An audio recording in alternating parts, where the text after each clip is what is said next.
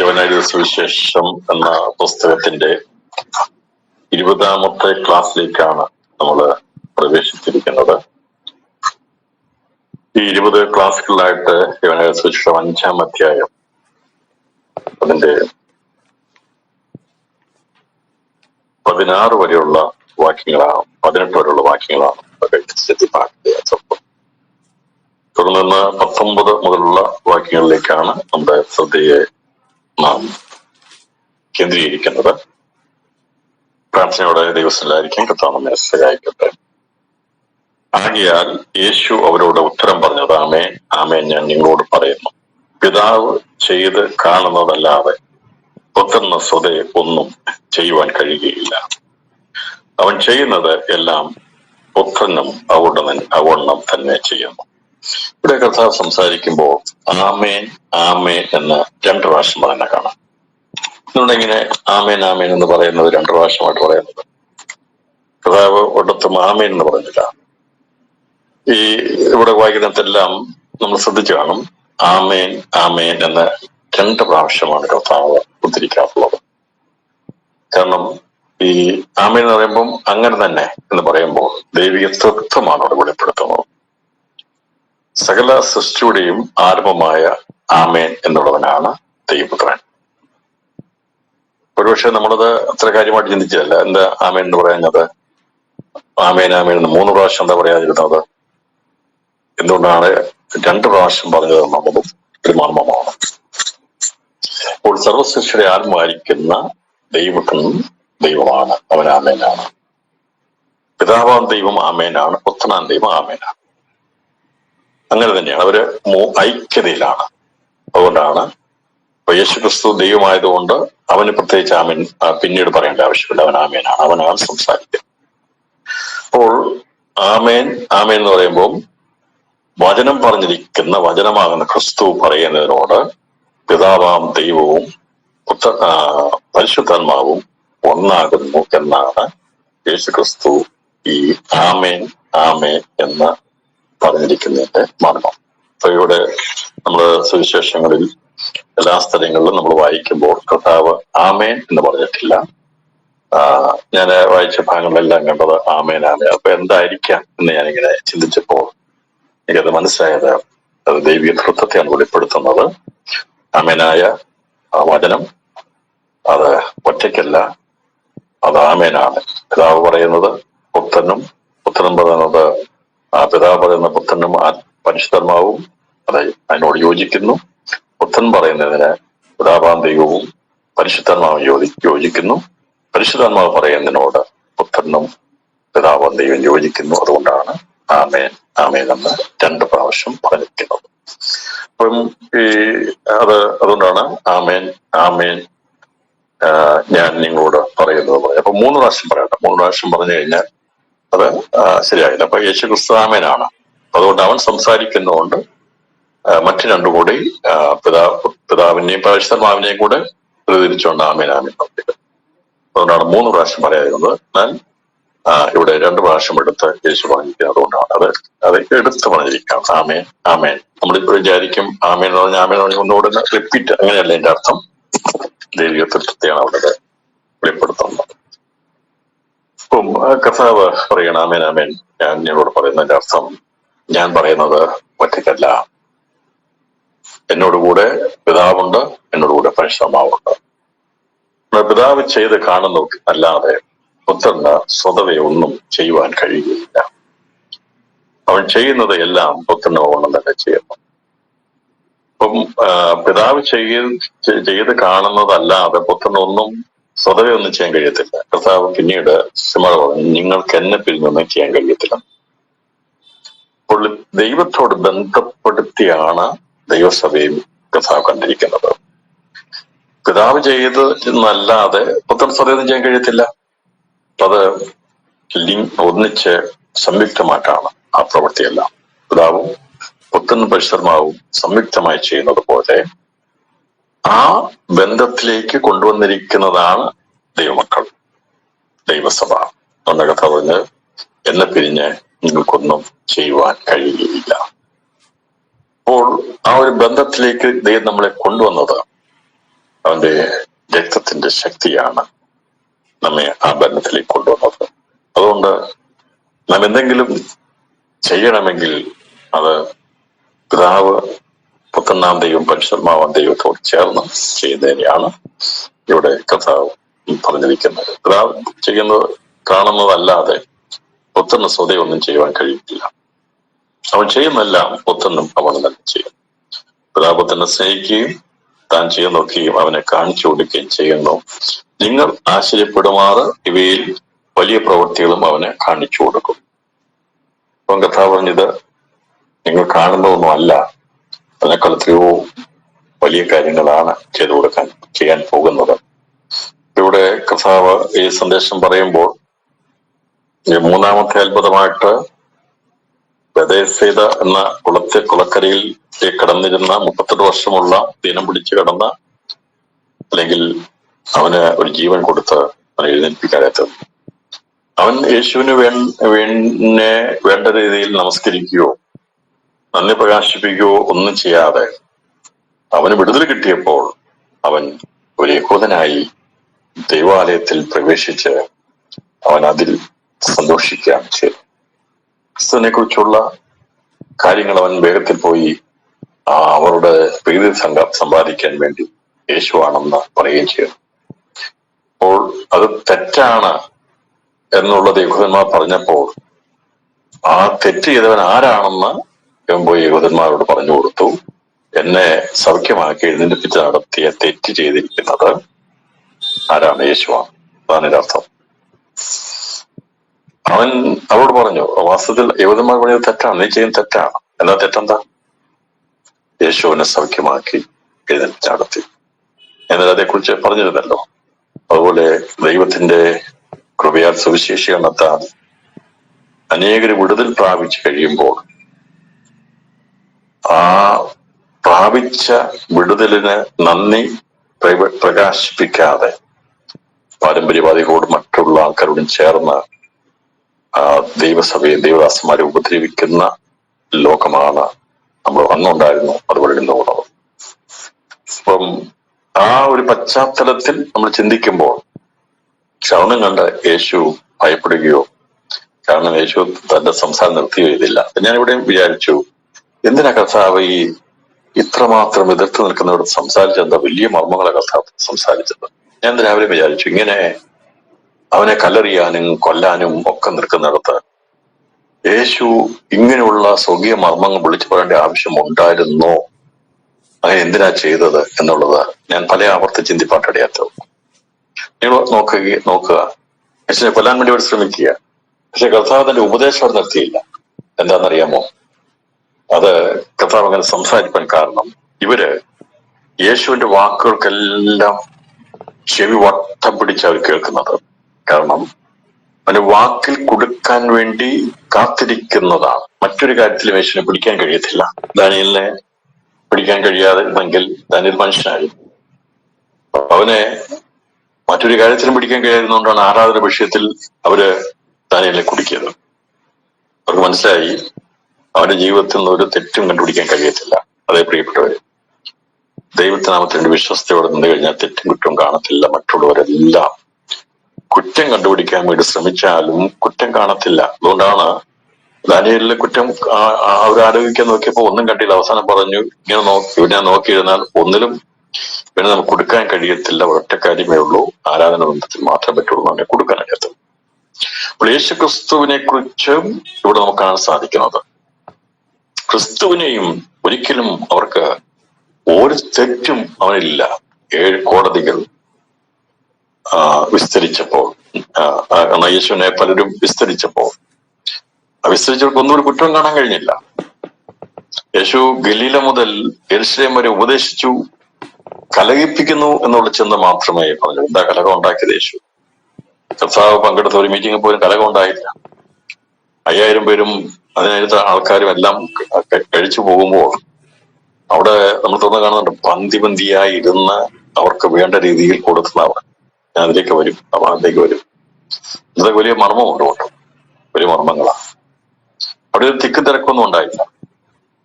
അപ്പൊ അങ്ങനെ തിരക്കുണ്ടാകാതിരിക്കാൻ വേണ്ടിയാണ് യേശു പടക് ചോദിച്ച് കടലിൽ അല്ലെങ്കിൽ വെള്ളത്തിൽ നിന്നുകൊണ്ട് സ്റ്റേജിട്ട് ദൈവം പ്രസംഗിച്ചത്. കടലിൽ സ്റ്റേജിട്ട് പ്രസംഗിച്ച ഒരുവൻ യേശു മാത്രമേ ഉള്ളൂ. കാരണം ജനങ്ങൾ തിക്കിത്തിരക്കി അവനെ തൊടാൻ വേണ്ടി ഇരിക്കാൻ വേണ്ടിയാണ് യേശു പടക് നീക്കി ആ കടലിൽ ഇരുന്നു കൊണ്ട് യേശു സംസാരിച്ചത്. അപ്പോൾ അങ്ങനെ യേശുവിന്റെ സംസാരം കേൾക്കാൻ പല വിധത്തിലുള്ള ആൾക്കാരുണ്ടായിരുന്നു. അവര് എല്ലാവരും ശ്രദ്ധിക്കുന്നുണ്ട്. ഇവിടെ നമ്മൾ പറയുന്ന വാക്കുകളൊക്കെ എല്ലാവരും ശ്രദ്ധിക്കുന്നുണ്ട്. പ്രത്യേകിച്ച് പരസ്യമൊക്കെ നടത്തുമ്പോൾ നമ്മൾ വിചാരിക്കും ആരും കേൾക്കത്തില്ല വിചാരിക്കും. പക്ഷെ എല്ലാവരും വട്ടം പിടിച്ചായിരിക്കുന്നത് കേൾക്കുന്നുണ്ട്. എന്തെങ്കിലും മിസ്റ്റേക്ക് ഉണ്ടെങ്കിൽ അന്നേരം തന്നെ ചോദ്യം ചെയ്യപ്പെടും. അതിന്റെ അർത്ഥം അവർ കേൾക്കുന്നുണ്ടെന്നാ. അപ്പൊ ക്രിസ്തു ഇവിടെ സംസാരിക്കുമ്പോൾ യേശു ഇവരുടെ ഉള്ളിലോട്ട് പോകുന്നുണ്ട്, കേൾക്കുന്നുണ്ട്. ഇവര് വട്ടം പിടിച്ച് കേൾക്കുന്നുണ്ടല്ല. അതുകൊണ്ട് സത്യം ഉള്ളത് ഇച്ചിരി കട്ടി കൂടിയതാണെങ്കിലും അങ്ങ് പറഞ്ഞേക്കണം. കാരണം നമ്മൾ വിചാരിക്കും ഇതൊക്കെ മനസ്സിലാകത്തില്ല. പക്ഷെ മനസ്സിലായില്ലെങ്കിൽ ആർക്കെങ്കിലൊക്കെ മനസ്സിലാകും. അതുകൊണ്ട് എഴുതാടിയാറ്റോ അന്ന് യേശുവിനെ ധിക്കരിച്ച് നിൽക്കുന്ന ജനത്തോടാ യേശു വലിയ കാര്യങ്ങൾ പറയുന്നത്. അപ്പോൾ അവരതിനെ കുടുക്കിട്ട് പിടിക്കാൻ വേണ്ടി കാത്തിരിക്കുമ്പോൾ കർത്താവ് തന്റെ ഹൃദയം തുറന്ന് നിറഞ്ഞു കവിഞ്ഞ ആ നിത്യജീവനെ കുറിച്ചും വരാൻ പോകുന്ന ന്യായവിധിയെ കുറിച്ചുമുള്ള കാര്യങ്ങളെല്ലാം കർത്താവ് തുറന്നു പറഞ്ഞു. നമുക്ക് കാണാൻ സാധിക്കുന്നു. അപ്പോൾ കർത്താവ് ഇവിടെ എന്തിനാ തുറന്നു പറഞ്ഞത്? ഇവരിതെല്ലാം ശ്രദ്ധിക്കുന്നുണ്ട്. അതിനകത്ത് ഒരക്ഷരം പോലും കളയാതെ അത് പല ആൾക്കാർ കേട്ടിട്ട് അതിൻ്റെ അകത്തുനിന്ന് ഞാൻ വിചാരിക്കുന്ന കർത്താവ് സംസാരിച്ചു കഴിയുമ്പോഴത്തേക്ക് ഇവരവിടെ കൂടിയാലോചിക്കും, എന്താണ് യേശു സംസാരിച്ചത്, അതിങ്ങനെ സംസാരിച്ചില്ല, അങ്ങനെ സംസാരിച്ചില്ല, അവനെ ദൈവത്തെ സ്വന്തം പിതാവാക്കിയില്ലേ എന്നൊക്കെയുള്ള കൂടിയാലോചനകൾ അവിടെ നടന്നിരുന്നു. അത് വേണ്ടിയതായിരുന്നു. അതുപോലെ അതുകൊണ്ടാണ് കർത്താവ് ഉള്ള കാര്യങ്ങളെല്ലാം വിളിച്ചു പറഞ്ഞത്. അവിടെ മൗനമായിട്ട് യേശു പോയില്ല, ഇവരോടൊന്നും പറഞ്ഞിട്ട് കാര്യമില്ല, ഇത് കേൾക്കത്തില്ല എന്ന് പറഞ്ഞ് അതിന്റെ ശുശ്രൂഷ തേക്കാതിരുന്നില്ല. യേശു സംസാരിക്കേണ്ടതല്ല. പിതാവാൻ ദൈവം പരിശുദ്ധാത്മാവിന്റെ ശക്തിയാൽ എല്ലാ കാര്യങ്ങളും സംസാരിക്കേണ്ടത് ഒന്നുപോലും മറച്ചു വെക്കാതെ മുഴുവനും യേശു വെളിപ്പെടുത്തോടെ എത്തും. എന്റെ കർത്താവ് ശിഷ്യന്മാർ പറഞ്ഞു, ഞാൻ പുരയ്ക്കകത്തിരുന്ന് നിങ്ങളോട് സംസാരിക്കുന്നത് നിങ്ങൾ പുരമുകളിൽ ഘോഷിക്കണമെന്ന് പറഞ്ഞു. കർത്താവ് അത് പറഞ്ഞത് കൊണ്ടാണ് ഉച്ചഭാഷണയൊക്കെ ഉണ്ടായത്, പുരയുടെ മുകളിൽ വെച്ച് ഘോഷിക്കുന്നത്. ഞാൻ വിചാരിക്കുന്ന ആദ്യമായി ഉച്ചഭാഷയൊക്കെ ഉണ്ടായപ്പോൾ നമുക്ക് കാണാൻ സാധിക്കുന്ന കർത്താവിന്റെ വചനമാണ്. പ്രിന്റിങ് വന്നപ്പോൾ, കേരളത്തിൽ പ്രിന്റിങ് വന്നപ്പോൾ ആദ്യം പ്രിന്റ് ചെയ്ത് ബൈബിളായിരുന്നു. അപ്പൊ യേശു പറഞ്ഞതൊക്കെ ആ കാര്യങ്ങളൊക്കെ പുരമുകളിൽ നിന്ന് ഘോഷിക്കാൻ പണ്ടൊക്കെ നമുക്ക് കാണാമായിരുന്നല്ലോ. ഉച്ചഭാഷണികൾ സ്പീക്കർ വെച്ച് കെട്ടി പ്രഭാഷണം നടത്തും.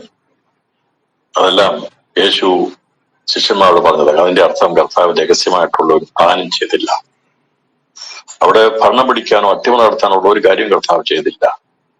അവൻ പറഞ്ഞതെല്ലാം ഘോഷിക്കപ്പെടേണ്ടതാണ്. അതുകൊണ്ടാണ് സുവിശേഷവും പരസ്യമായി ഘോഷിക്കപ്പെടുന്നത്. നമ്മൾ പറയുന്ന ഒന്നും മറിച്ചു വെക്കേണ്ടതോ അത് ആർക്കെങ്കിലും ദോഷം ചെയ്യുന്ന കാര്യങ്ങളല്ല. അതെല്ലാം യേശുവോട് സംസാരിക്കുന്ന ഒന്നും ഏതെങ്കിലും ഒരു ജാതിയോ വംശത്തെയോ ഏതെങ്കിലും ആൾക്കാർക്ക് ദോഷമായിട്ടുള്ളൊരു കാര്യമല്ല കർത്താവ് പറയുന്നത്. മനുഷ്യവംശത്തിന് മുഴുവനും ഗുണകരമായ കാര്യങ്ങളെയാണ് കർത്താവ് സംസാരിക്കുന്നത്. അതന്നെയാ സുവിശേഷകരും ചെയ്യുന്നത്, നമ്മളും ചെയ്യുന്നത് തന്നെയാ. എങ്ങനെയെങ്കിലും ഈ സത്യസന്ദേശം ജീവിതങ്ങളിലേക്ക് എത്തണം, അന്ധകാരത്തിൽ കിടക്കുന്നവരുടെ കണ്ണുകൾ തുറക്കപ്പെടണം, വെളിച്ചമായിരിക്കുന്ന ദൈവവചനം ഹൃദയങ്ങളിൽ എത്തണം എന്നുള്ള ആഗ്രഹത്തോടെയാണ് വിവിധ മാധ്യമങ്ങളിലൂടെ ദൈവവചനം അത് പ്രചരിപ്പിക്കുന്നത്. അല്ലാതെ ഇതിന്റെ പിമ്പിൽ ഏതെങ്കിലും രാഷ്ട്രം ഇവിടെ രാജ്യം പിടിക്കാനോ ഇവിടെ സമ്പത്തുണ്ടാക്കാനോ ഇവിടെ അധികാരം പിടിക്കാനോ ആരെയെങ്കിലും മതങ്ങളെ ഇല്ലാതാക്കാനോ വേണ്ടിയുള്ളതല്ല നമ്മൾ ചെയ്യുന്നത്. ദൈവമക്കൾ ദൈവ സുവിശേഷം അറിയിക്കുന്നത് നമുക്ക് ദൈവം മനുഷ്യനെ സ്നേഹിക്കുന്നത് കൊണ്ട് ആ സ്നേഹത്തിന്റെ സന്ദേശം ലോകത്തിൽ എല്ലായിടത്തും എത്തുകയും എല്ലാവരും തിരിഞ്ഞ് യേശുവിലേക്ക് നോക്കി രക്ഷ പ്രാപിക്കണം, അവനാണ് രക്ഷകൻ എന്നുള്ള സന്ദേശം ലോകത്തിന് എല്ലാ സ്ഥലത്തും എത്തിക്കാൻ വേണ്ടിയാണ് നാം ദിനംതോറും പ്രാർത്ഥിക്കുകയും ആഗ്രഹിക്കുകയും അതിനുവേണ്ടി അക്ഷീണം പരിശുദ്ധമാകൂടെ പ്രവർത്തിച്ചുകൊണ്ടിരിക്കുകയും ചെയ്യുന്നത്.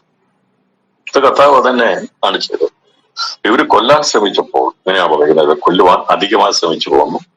കർത്താവ് പറഞ്ഞ ആ മെസ്സേജിന്റെ കണ്ടിന്യൂഷൻ കർത്താവ് നടത്തി. അതിന് മോളിൽ പറഞ്ഞിരുന്നു, 17-ാം വാക്യത്തിൽ പറയുന്നു, ഇന്ന് വരെയും പ്രവർത്തിക്കുന്നു, ഞാനും പ്രവർത്തിക്കുന്നു.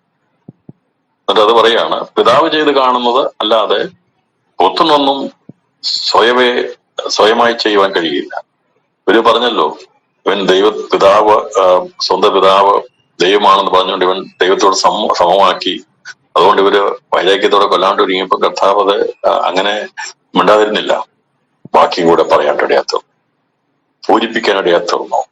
സത്യം പറയുമ്പോൾ പ്രതികൂലമുണ്ടായാൽ അവിടെ കൊണ്ട് നിർത്തിപ്പോകുന്നവരല്ല സത്യത്തിന്റെ സാക്ഷികൾ, സത്യം സുവിശേഷിക്കുന്നവർ. അവരത് പൂരിപ്പിക്കുവാനിടയെത്തരും, അവരത് നിർത്തിക്കളയത്തില്ല. സ്തോത്രം. ദൈവത്തിന്റെ ആത്മാവിൽ സത്യം സംസാരിക്കുമ്പോൾ അതിനെതിരെ എതിർപ്പുകളുണ്ടാകും, പ്രശ്നങ്ങളുണ്ടാകും. എന്നാൽ അതുകൊണ്ട് നിർത്തത്തില്ല. അത് കേൾക്കേണ്ടിടത്ത് അവർ സംസാരിക്കും. അവർ കേട്ടാലും കേൾക്കാതിരുന്നാലും സംസാരിക്കണം. അവർ മത്സരഗ്രഹമല്ലോ എന്നാണ് യെഹെസ്കേൽ പറഞ്ഞിരിക്കുന്നത്. അവർ കേട്ടാലും കേൾക്കാഞ്ഞാലും നീ പ്രസംഗിക്കണം, മത്സരഗ്രഹമല്ലോ. അപ്പൊ ദൈവത്തോട് മത്സരിക്കുന്നവരോട് അവർ കേട്ടാലും കേൾക്കാഞ്ഞാലും എന്ത് ചെയ്യണം? സംസാരിക്കണം എന്നാണ് യെഹെസ്കേൽ പ്രവചനത്തിൽ പറഞ്ഞിരിക്കുന്നത്. യെഹെസ്കേലോട് ദൈവം പറഞ്ഞു, നീ പ്രവചിക്ക. അവര് കേൾക്കുകയോ കേൾക്കാതിരിക്കുകയോ അവരുടെ ഇഷ്ടം. പക്ഷെ ഈ പ്രവചനം നിറവേറപ്പെടാനുള്ളതാണ്.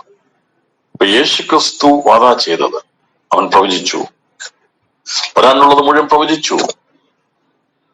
അത് അവർ കേൾക്കുകയോ കേൾക്കാതിരിക്കുകയോ അവരുടെ ഇഷ്ടം. അതിന്റെ അർത്ഥം തുറന്ന് കർത്താവ് വെളിപ്പെടുത്തുക, നിങ്ങൾ കേട്ടാലും കേട്ടില്ലേ, ഇത് പ്രസ്താവിക്കപ്പെടേണ്ടതാണ്, പറയപ്പെടേണ്ടതാണ്, അത് അവതരിക്കപ്പെടേണ്ട സത്യമാണ്.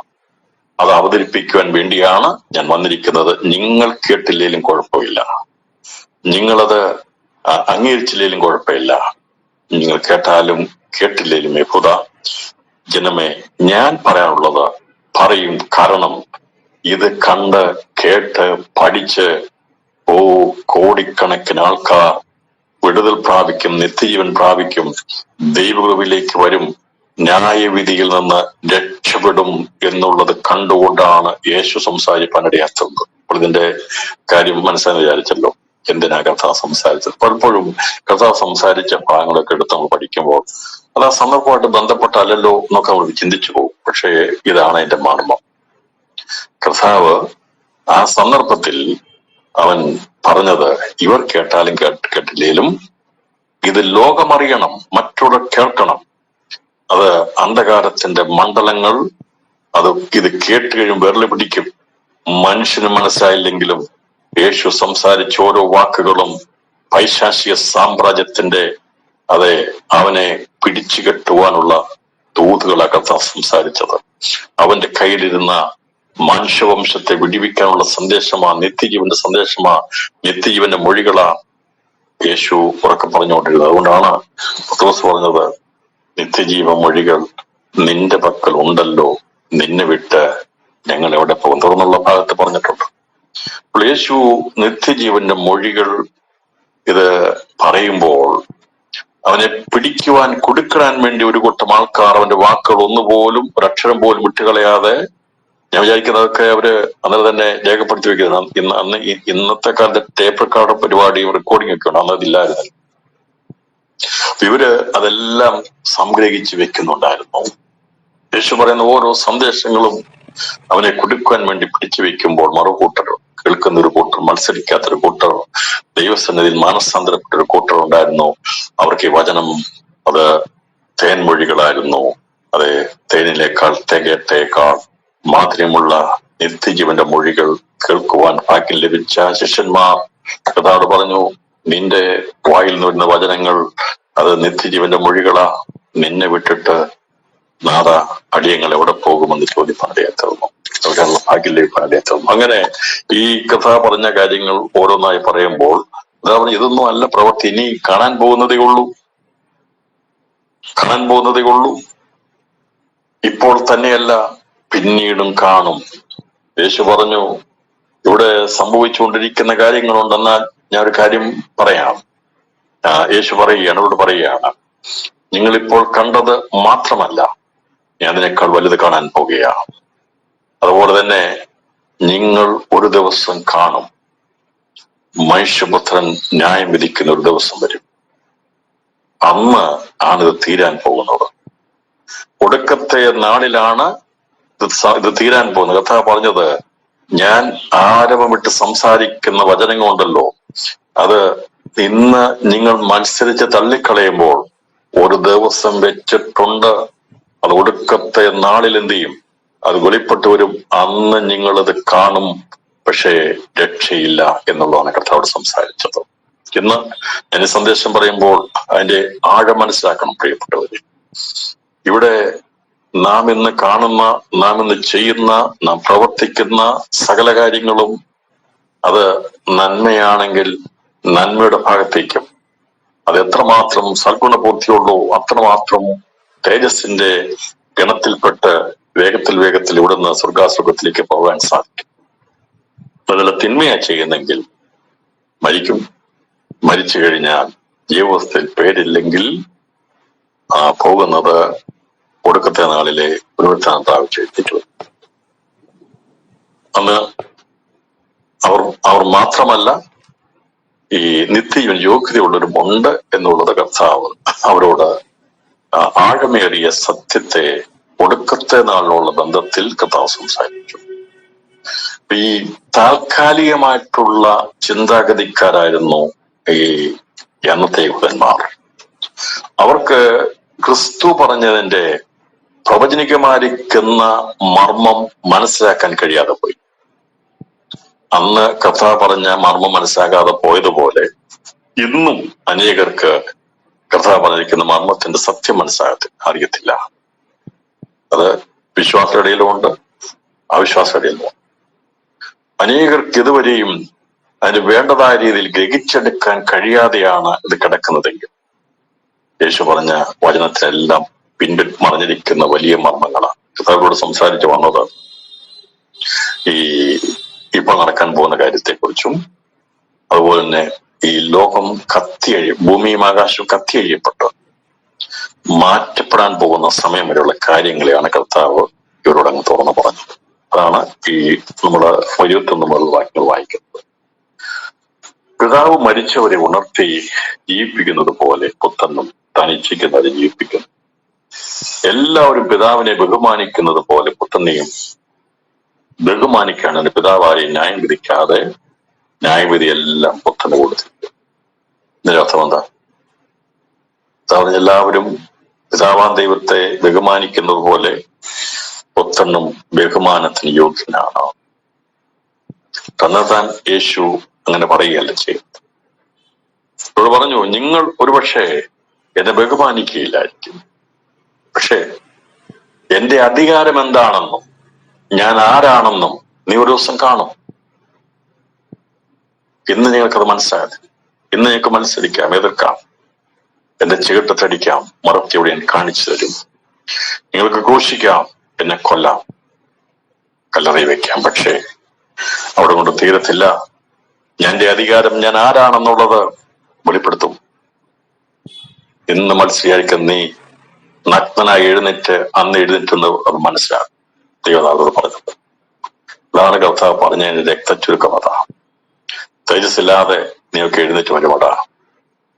ഇന്ന് പറയുന്ന സന്ദേശം മനസ്സിലാകാതെ പോയാൽ, അതെ, എന്നെ ഉപദ്രവിച്ച് കൊന്നോ കുഴപ്പമില്ല, പക്ഷേ കൊല്ലാൻ വേണ്ടിയാ മരിക്കാൻ വേണ്ടിയാ വന്നിരിക്കുന്നത്. മരിക്കുന്നതിന് മുമ്പായി എനിക്ക് ചെയ്യേണ്ട ശുശ്രൂഷ ചെയ്തെടുക്കണം. അതുകൊണ്ട് കർത്താവ് മാനവികമായ കാര്യങ്ങളെ അവരോട് പറയാനിടയാ തീർന്നു. എന്നിട്ട് പറഞ്ഞു, ന്യായവിധി മുഴുവനും ന്യായവിധി എല്ലാം പുത്രന് കൊടുത്തിരിക്കുന്നു. അന്ത്യന്യായവിധിയെ കുറിച്ചൊരു പുസ്തകം നമ്മൾ നേരത്തെ എഴുതിയിട്ട് ക്ലാസ് കൊടുത്തിട്ടുണ്ട്. ന്യായവിധിയെ കുറിച്ച് ഞാനിപ്പോ ഇവിടെ എടുക്കുന്നില്ല.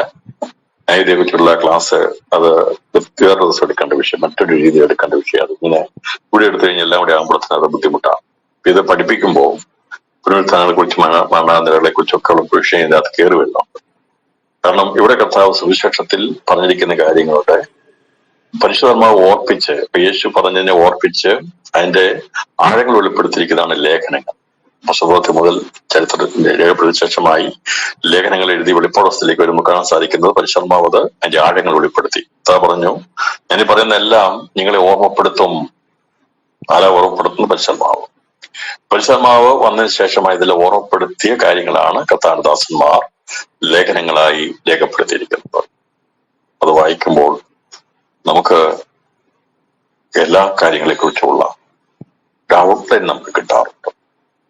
എല്ലാത്തിനും പൂർത്തീകരണമല്ല, പക്ഷേ നമുക്ക് ഉടൻ തുടങ്ങിയാൽ ഒന്നാമത്തെ മനുഷ്യൻ സൃഷ്ടിക്കുന്നതിനെ കുറിച്ച് ചിന്തിച്ചു കഴിഞ്ഞാൽ ഈ മനുഷ്യനെല്ലാം എവിടെ എത്തും എന്നുള്ളതിനെ കുറിച്ചുള്ള കാഴ്ചപ്പാട്, ഒരു ഔട്ട്ലൈൻ അല്ലെങ്കിൽ അതേക്കുറിച്ചുള്ള ഏകദേശം ഒരു ചിന്ത വിശ്വാസികൾക്കുണ്ട്. അത് നമുക്കുണ്ടായിരിക്കണം. എവിടെയായിരിക്കും, എങ്ങനെയായിരിക്കും എന്നൊക്കെ ഉള്ളത് നമ്മൾ മനസ്സിലാക്കിയെടുക്കണം. നല്ലതാണ്. കാരണം എങ്കിൽ മാത്രമേ നമുക്ക് അതിനനുസരിച്ച് ഒരുങ്ങാൻ കഴിയത്തുള്ളൂ, അത് ലഭിക്കാൻ കഴിയത്തുള്ളൂ, അതിലേക്ക് എത്താൻ കഴിയത്തുള്ളൂ. അതുകൊണ്ട് ആ ഒരു അറിവിലേക്ക് നാം എത്തിച്ചേരണം. നമുക്കറിയാം, പണ്ടൊക്കെ ഡോക്ടർമാരും എഞ്ചിനീയർമാരും IAS IPS അങ്ങനെ ഉദ്യോഗസ്ഥരൊന്നും എല്ലാ നിലവാരത്തിലുള്ളവരും ഉണ്ടായിരുന്നില്ല. അത് ചുരുക്കം കുറച്ച് ആൾക്കാർക്ക് മാത്രം ആ ഒരു ഫീൽഡായി. പക്ഷെ അറിവ് വന്നു കഴിഞ്ഞപ്പോഴത്തേക്ക് എല്ലാവർക്കും മനസ്സിലാക്കി കഴിഞ്ഞപ്പോൾ ആകാൻ പറ്റുമെന്ന് കണ്ടു കഴിഞ്ഞപ്പോൾ എല്ലാ മേഖലകളിലൊക്കെ ആകാൻ കഴിഞ്ഞു എന്ന് പറഞ്ഞതുകൊണ്ട് ഈ അറിവില്ലാത്തത്തോളം കാലം ഉള്ളതുകൊണ്ടൊക്കെ നമ്മൾ തട്ടിമുട്ടിപ്പോകും. എന്നാൽ ഇങ്ങനെ ആകാൻ പറ്റും എന്നുള്ള ഒരു അറിവ് പരിശുദ്ധാത്മാവ് തന്നു കഴിയുമ്പോൾ നമുക്കതാകാൻ സാധിക്കും. അതിനാണ് ദൈവവചന പഠനം നടത്തുന്നത്. ഇതിനു വേണ്ടിയാ വചന പഠനം പഠിക്കുന്നതിന് വേണ്ടിയാ.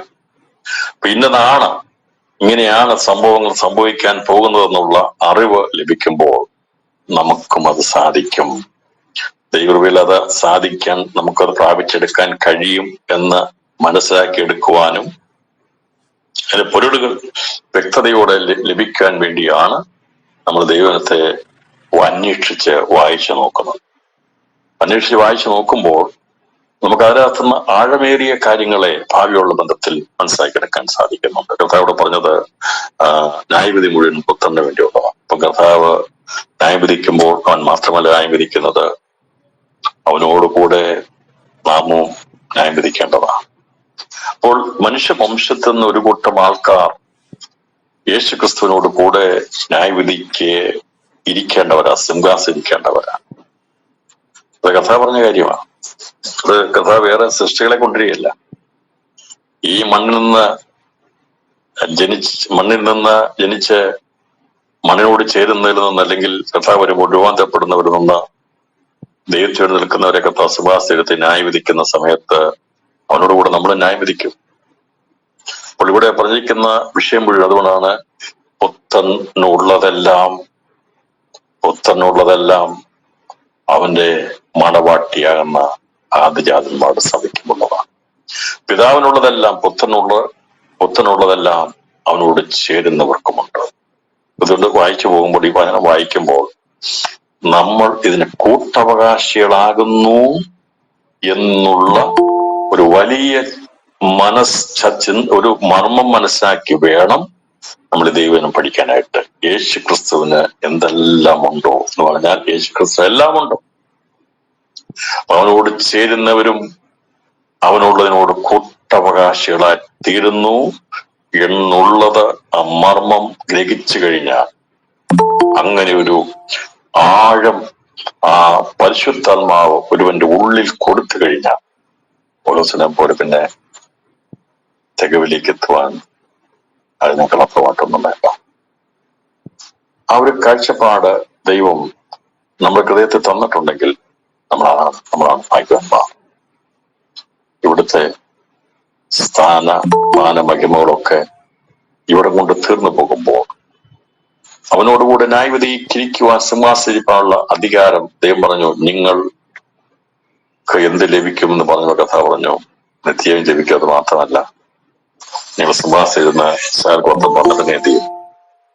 ന്യായം വിധിക്കുമെന്ന് പറഞ്ഞു. ന്യായവിധിയുടെ അധികാരം ദൈവം പുത്രന് കൊടുത്ത പോലെ പുത്രന് ലഭിച്ചിരിക്കുന്ന അധികാരം അവനോട് ചേരുന്ന സഭയ്ക്കുണ്ടെന്ന് ഞാനിത് ഒരുമിച്ച് പഠിപ്പിച്ചു പോകുന്നത് അത് അതിന്റെ ആഴം മനസ്സിലാക്കിയെടുക്കാൻ വേണ്ടി. അപ്പോൾ യേശുവിനുള്ളതെല്ലാം നമുക്കുള്ളതാ. ഇത് രാത്രി പറയാൻ സാധിക്കുമോ?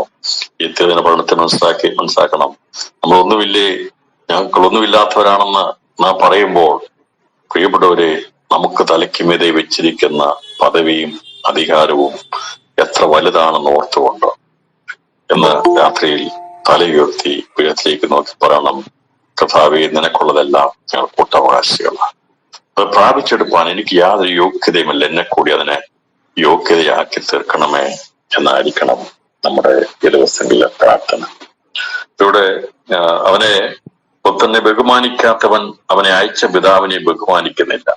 പുത്രനെ ആരാധിക്കാത്തവൻ പിതാവിനെ ആരാധിക്കുന്നില്ല. യേശു ക്രിസ്തു ആരാധനയ്ക്ക് യോഗ്യനാണ്. ആത്മാവിലും സത്യത്തിലുമുള്ള ആരാധന പിതാവാം ദൈവത്തെ സത്യനമസ്കാരികൾ ആരാധിക്കുമെങ്കിൽ ആ വചനപ്രകാരം പരിശുദ്ധാത്മാവിന്റെ കൃപയിൽ വിളിച്ചത് വേർതിരിക്കപ്പെടുന്ന ദൈവസഭ യേശുവിനെ ആരാധിക്കും, പിതാവാം ദൈവത്തെ ആരാധിക്കും, പരിശുദ്ധാത്മാവാം ദൈവത്തെ ആരാധിക്കും. പരിശുദ്ധാത്മാവിനും പിതാവും ദൈവത്തിനും പുത്രനാം ദൈവത്തെയും ആണ് ദൈവം എന്ന് പറയുന്നത്. ആരാധനയ്ക്ക് യോഗ്യരാണ് ഈ മൂവരും. അത് ഒന്ന് തന്നെയാണ്. പിതാവ് പുത്ര പരിശുദ്ധാത്മാവെന്നുള്ളത് ആരാധനയ്ക്ക് യോഗ്യരാണ്. അപ്പോ ആകാതെ മണ്ഡലത്തിലേക്ക് ജീവങ്കിലേക്ക് എന്ന് പറയാണ്, ബഹുമാനിക്കുന്നു. ആമേൻ ആമേൻ ഞാൻ നിങ്ങളോട് പറയുന്നു. 24 വാക്യത്തിൽ ആമേൻ ആമേൻ, നിങ്ങൾ എവിടെ നോക്കിയാലും ആമേൻ ആമേൻ എന്നാ പറയുന്നത്. ആമേൻ ആമേൻ ഞാൻ നിങ്ങളോട് പറയുന്നു. അപ്പൊ ആമേൻ എന്നുള്ളത് പിതാവാം ദൈവം, ആമേൻ എന്നുള്ള പരിശുദ്ധാത്മാവൻ ദൈവം, പിന്നീട് ഞാൻ എന്ന് പറയുമ്പോൾ ആമേനായത്. അതുകൊണ്ടാണ് ആമേൻ ആമേൻ ഞാൻ നിങ്ങളോട് പറയുന്നു എന്റെ വചനം കേട്ട് എന്നെ അയച്ചവനെ വിശ്വസിക്കുന്നവന് നിത്യജീവൻ ഉണ്ട്, അവൻ ന്യായവിധിയിൽ ആകാതെ മരണത്തിൽ നിന്ന് ജീവങ്കിലേക്ക് കടന്നിരിക്കുന്നു. അപ്പൊ കഥ പറഞ്ഞു, ഇത് ചെറിയൊരു കാര്യമല്ല. എന്നെ അയച്ച് നിങ്ങൾ ബഹുമാനിക്കുന്നില്ലെങ്കിൽ കുഴപ്പമില്ല, ബഹുമാനിക്കുന്ന ഒരു തലമുറ എഴുന്നേൽക്കും, ഒരു സന്തതി കാണും. അവന്റെ പ്രയത്നഫലം കണ്ട് സന്തോഷിക്കാനുള്ള ഒരു തലമുറയെ ദൈവം ഭൂമിയിൽ ദൈവം എടുത്തിട്ടുണ്ട്. ആ കർത്താവിന്റെ പ്രയത്നഫലം കൊണ്ട് നമുക്കും അവനെ ബഹുമാനിക്കുവാനും ആരാധിക്കാനും ഇടയാക്കുന്നതിനായി രാത്രിയിൽ ദൈവത്തിന് സ്തോത്രം ചെന്ന് പറഞ്ഞു. ആകാതെ മണ്ണത്തിൽ നിന്ന് പറയുന്നു, എന്റെ വചനം കേട്ട് എന്നെ അയച്ചവൻ വിശ്വസിക്കുന്ന നിത്യജീവനുണ്ട്. ദൈവത്തിന്റെ വചനം കേട്ട് പിതാവാം ദൈവത്തെ വിശ്വസിക്കുന്നവന് നിത്യജീവനുണ്ട്, അവൻ ന്യായവിധിയിൽ ആകാതെ മണ്ണത്തിൽ നിന്ന് ജീവങ്കിലേക്ക് കടന്നിരിക്കും. ആമേൻ ആമേൻ ഞാൻ നിങ്ങളോട് പറയുന്നു, മരിച്ചവർ ദൈവഭക്തന്റെ ശബ്ദം കേൾക്കുന്നവർ ജീവിക്കുകയും ചെയ്യുന്ന നാഴിക വരുന്ന ഇപ്പോൾ വന്നു വിളിക്കുന്നു. ഇവിടെ ഇത് പറഞ്ഞിരിക്കുന്നത് നിത്യജീവനെ കുറിച്ചാണ്. അതിക്രമങ്ങളാലും പാപങ്ങളാലും മരിച്ചവരായിരുന്ന നമ്മയും എന്ത് ചെയ്തു? യേശു ക്രിസ്തു മുഖാന്തരം പിതാവാം ദൈവം ചെയ്തു ജീവിച്ചു. അത് ആത്മീയ ജീവനെ കുറിച്ചാണ് ഇവിടെ പറഞ്ഞിരിക്കുന്നത്. അതെല്ലാം പാപത്താൽ മരിച്ച ആത്മമനുഷ്യരായിരുന്നു. അതിക്രമങ്ങളാലും പാപങ്ങളാലും മരിച്ചവരാലും നമ്മയും കർത്താവിൻ ചെയ്തു ഉയർപ്പിച്ചു. ലേഖനത്തിൽ സഭയുള്ള ബന്ധത്തിലുള്ള പ്രധാനപ്പെട്ട ഒരു ലേഖനമാണ് എഫെസ്യർക്ക് എഴുതിയ ലേഖനം. അതിക്രമവും പാവവും മാറ്റിയിട്ട് മനുഷ്യൻ ഭാഗ്യവാനെന്ന് ദാവീദ് പറയുന്നത്. ദാവീദ് രാജാവായതോ അവൻ ഗോലിയാത്തിനെ കൊന്നതോ ഒന്നുമല്ല പ്രധാനമായിട്ടുള്ളത്. പറയുക, പാപം അതിക്രമവും ക്ഷമിച്ചു കിട്ടിയ മനുഷ്യൻ ഭാഗ്യമാണ്. എഫെസ്യരിൽ 2-ാം അധ്യായം പറയുന്ന, അതിക്രമങ്ങളാലും പാപങ്ങളാലും മരിച്ചവരായിരുന്ന നിങ്ങളെയും അവൻ ഉയർപ്പിച്ചു എന്നവിടെ പറഞ്ഞിരിക്കുന്നതിന്റെ അർത്ഥം അതാണ്. ആമേൻ ഞങ്ങൾ പറയുന്നു, മരിച്ചവർ ദൈവത്തിന്റെ ശബ്ദം കേൾക്കുന്നവർ ജീവിക്കുകയും ചെയ്യുന്ന നാഴിക വരുന്നു, ഇപ്പോൾ വന്നുമിരിക്കുന്നു. അതിക്രമങ്ങളാലും പാപങ്ങളാലും മരിച്ചവരായിരുന്ന നിങ്ങളെയും അവൻ ഉയർപ്പിച്ചു. അവയിൽ നിങ്ങൾ മുമ്പ് ഈ ലോകത്തിന്റെ കാലഗതിയും ആകാശത്തിലെ അധികാരത്തിന് മനസ്സിനക്കെടിന്റെ മക്കൾ ഇപ്പോൾ വ്യാപരിക്കുന്ന ആത്മാവിനും അധിപതിയായവനെയും അനുസരിച്ചു നടന്നു. പറഞ്ഞതിന്റെ അർത്ഥം മുമ്പേ നാം ഇല്ലായിരുന്നപ്പോൾ അനുസരണക്കേടിന്റെ ആത്മാവിനെ, അനുസരണക്കേടിന്റെ മക്കളിൽ ഇപ്പോൾ വ്യാപരിക്കുന്ന ആത്മാവിനും അധിപതിയായവനെയും അനുസരിച്ച് ആത്മാവിനും അധിപതിയായവനെയും അനുസരിച്ച് അർത്ഥം പിശാചിനും അവന്റെ ആത്മാവിനും അധീനരായിരുന്നു, മരിച്ചവരായിരുന്നു. പിശാചാരാണ്? ആകാശത്തിൽ അനുസരണക്കേട് ശക്തി ഏതാണ്? സാത്താനാണ്, മരണമാണ്. ആ മരണത്തിന്റെ ശക്തിയായിരുന്നു നമ്മൾ വ്യാപരിച്ചിരുന്നത്, വീഴായിരുന്നു. പിന്നെ തുറന്നു പറയിക്കുന്നത് മുമ്പേ നിങ്ങൾ വീഴായിരുന്നു, ഇപ്പൊ നിങ്ങൾ വെളിച്ചമാകുന്നു എന്നൊക്കെ പറഞ്ഞ് രേഖപ്പെടുത്തിയിരിക്കുന്നത് മുമ്പേയും ഇപ്പോഴത്തെ അവസ്ഥയെക്കുറിച്ച് പറഞ്ഞിരിക്കുന്നത് ഈ വിഷയത്തിലാണ്. ഇതെല്ലാം ഇന്റർലിങ്ക്ഡ് ആണ്, ഒന്നിനോടൊന്ന് ബന്ധപ്പെട്ട. ഇതങ്ങ് എടുത്ത് നമ്മൾ നിവർത്തിപ്പോയാൽ നമുക്കങ്ങ് അത് തുറമാനമായിട്ട് നമുക്ക് ചിന്തിക്കാൻ ഒരുപാട് വിഷയങ്ങൾ ഇതിനോടൊക്കെ ബന്ധമായിട്ട് ഇതിനോടുണ്ട്.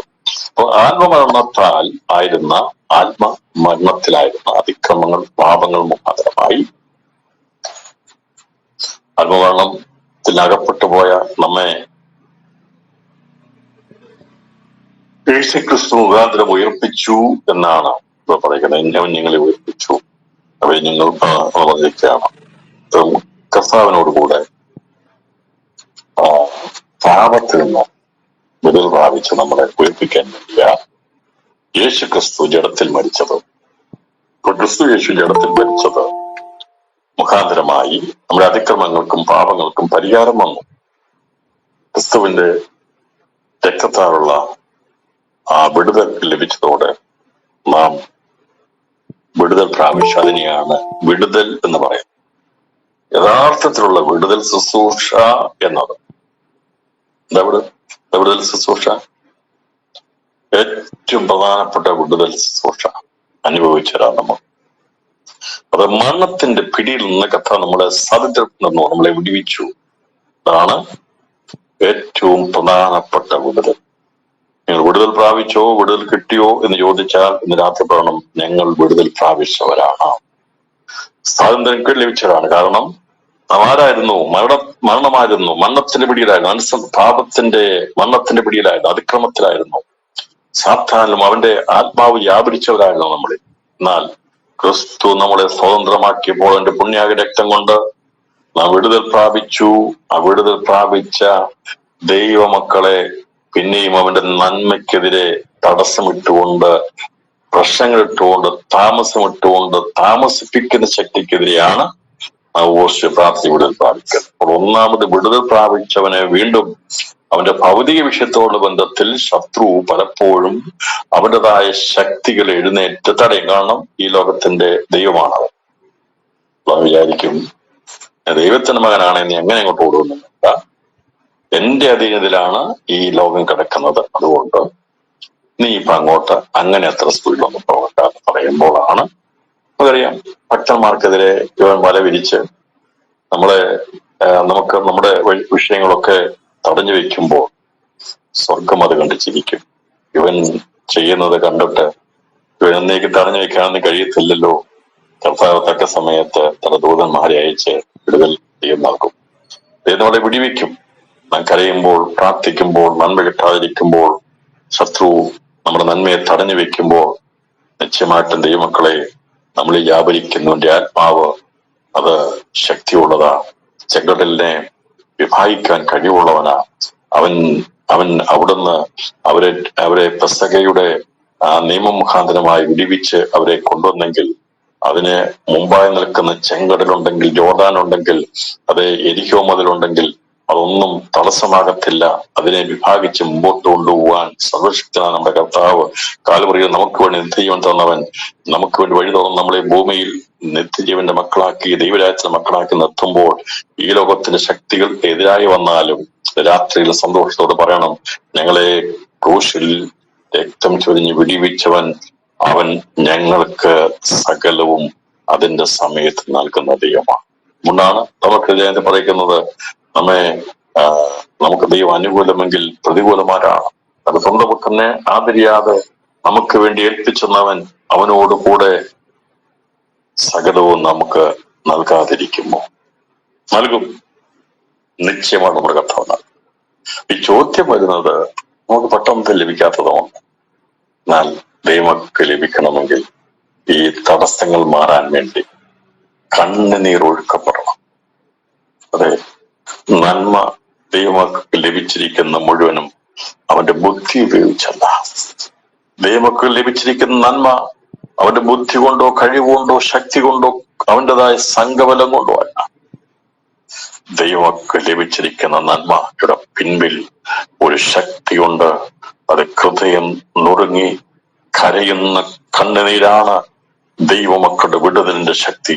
രാത്രിയിലും പുറകോട്ട് നോക്കി നമുക്ക് പറയാൻ കഴിയും, എന്റെ നന്മയുടെ പിൻപിൽ ഒരു ശക്തി വ്യാപരിക്കുന്നുണ്ട്.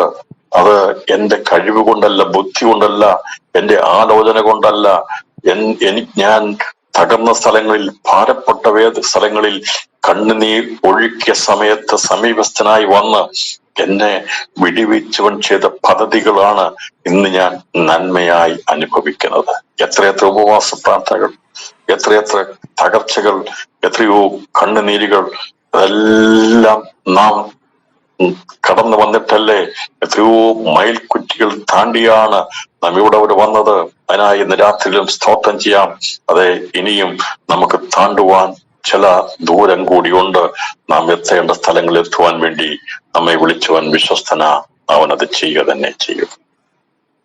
രാത്രിയിൽ പ്രിയപ്പെട്ടവരെ, കർത്താവിന് വേണ്ടി ഇറങ്ങിത്തിരിച്ച ദൈവജനം ഒരു നാളും ലജ്ജിച്ചു പോകുവാൻ ദൈവം സമ്മതിക്കത്തില്ല. ഇപ്പോൾ കർത്താവ് ന്യായവിധിയെ കുറിച്ചുള്ള കാര്യങ്ങളൊക്കെ പറഞ്ഞിട്ട് പറയുകയാണ്. അത് ഞാൻ പറഞ്ഞില്ല, ഇവിടെ 25-ാം അധ്യായം അതിന്റെ 25-ാം വാക്യത്തെ പറഞ്ഞിരിക്കുന്നത്, ഞാൻ നിങ്ങളോട് പറയുന്നു, മരിച്ചവർ ദൈവത്തിന്റെ ശബ്ദം കേൾക്കുന്ന ജീവിക്കുകയും ചെയ്യുന്ന നാഴിക വരുന്നു, ഇപ്പോൾ വന്നുമിരിക്കുന്നത്. പറഞ്ഞിരിക്കുന്നത് ഇപ്പോൾ പ്രസന്റ് ടൈം, സുപ്രസാദ കാലത്തെക്കുറിച്ച്, ദിവസത്തെ കുറിച്ചുള്ള സന്ദേശമാണ്. 5-ാം അധ്യായം 25-ാം വാക്യം അത് ആത്മരക്ഷയോട് ബന്ധത്തിൽ പറഞ്ഞിരിക്കുന്നു. മരിച്ചവരായിരുന്ന നാം യേശു ക്രിസ്തുവിന്റെ വചനം കേട്ടു, മനുഷ്യപുത്രന്റെ ശബ്ദം കേൾക്കുകയും കേട്ടത് മുഖാന്തരമായി ജീവിക്കുകയും ചെയ്ത നാഴിക വരും. അത് ബഹുമാനത്തെ പറയുന്നത്. ശബ്ദം കേൾക്കുകയും, മരിച്ചവർ ദൈവത്തിന്റെ ശബ്ദം കേൾക്കുകയും കേൾക്കുന്നവർ ജീവിക്കുകയും ചെയ്യുന്ന നാഴിക വരുന്നു, ഇപ്പോൾ വന്നുകൊണ്ടിരിക്കുന്നു. അത് ലാസറിനെ ഉയർപ്പിച്ച കാര്യമല്ല. നമ്മളത് വിചാരിക്കുന്നതിൽ വലിയ കാര്യം ചെയ്യുന്നത് ഇപ്പോൾ വിലാസം അങ്ങനെ ഒരു സിംഗിൾ സെന്റൻസിൽ അവിടെ ലാസറെ ഒളിയ വരിക എന്ന് പറഞ്ഞാൽ അവന്റെ ജഡമണ്ഡത്തിൽ നിന്ന് അവനെ ഇവിടെ കൊണ്ടുവരും ലാസം. എന്നാൽ യേശുവിടെ പറഞ്ഞത് ആത്മീയാർത്ഥത്തിൽ അതിനെ മനസ്സിലാക്കുന്നത് നിത്യജീവൻ നൽകുവാൻ. യേശുവിന്റെ വചനം കേൾക്കുമ്പോൾ നാം ആരായിരുന്നു? അതിക്രമങ്ങളാലും പാപങ്ങളാലും മരിച്ചവരായിരുന്നു. എന്നാൽ ദൈവപുത്രന്റെ ശബ്ദം കേട്ടപ്പോൾ, സുവിശേഷം കേട്ടപ്പോൾ, മാനസാന്തരപ്പെട്ടപ്പോൾ നാം എന്ത് ചെയ്തു? നാം ജീവൻ പ്രാപിപ്പാൻ ഇടയായി തീർന്നു. അതാണ് 5-ാമത്തെ 25-ാം വാക്യത്തിൽ പറഞ്ഞിരിക്കുന്നത്. ദൈവത്തിന്റെ ശബ്ദം കേൾക്കുകയും കേൾക്കുന്നവർ ജീവിക്കുകയും ചെയ്യുന്നു. അങ്ങനെ കേട്ടപ്പോൾ മനസ്സിലായി, ഈ അയച്ചത് പിതാവാം ദൈവമാണ്. ഈ ശബ്ദം ഇപ്പോൾ നമ്മളെ കേൾപ്പിക്കുന്ന പരിശുദ്ധനാവെന്ന് മനസ്സിലാക്കി പരിശുദ്ധാത്മാവ് ഭാവത്തെക്കുറിച്ചും നീതിയെക്കുറിച്ചും ന്യായവിധിയെക്കുറിച്ചും ബോധം വരുത്തി സംസാരിച്ച വചനം ക്രിസ്തുവിന്റെ സന്ദേശമാണ്, പിതാവാം ദൈവത്തിന്റെ ആലോചനയാണെന്ന് വിശ്വസിച്ചവരാണ് ഈ മണ്ണത്തങ്ങളിൽ നിന്ന് ജീവങ്ങളിലേക്ക് കടന്നിരിക്കുന്നത്. ഈ നാഴികയിൽ സംഭവിക്കുന്നത്. ഇപ്പോൾ ഈ നാഴിക രക്ഷയുടെ സന്ദേശത്തിന്റെ രക്ഷാ ദിവസത്തിന്റെ സമയമാണ്, സുപ്രസാദ കാലമാണ്. അതേക്കുറിച്ചാണ് കർത്താവ് നാഴിക വന്നുമിരിക്കുന്നു. അതിന്റെ 26-ാം വാക്യം, പിതാവിന് തന്നിൽ തന്നെ ജീവൻ ഉള്ളതുപോലെ അവൻ പുത്രനും തന്നിൽ തന്നെ ജീവനുള്ളവൻ ആകുമാർ വരം നൽകിയിരിക്കുന്നു. അപ്പം ദൈവം എന്നതിന്റെ അർത്ഥം ജീവനുള്ളവൻ എന്നാണ് എന്റെ അർത്ഥം.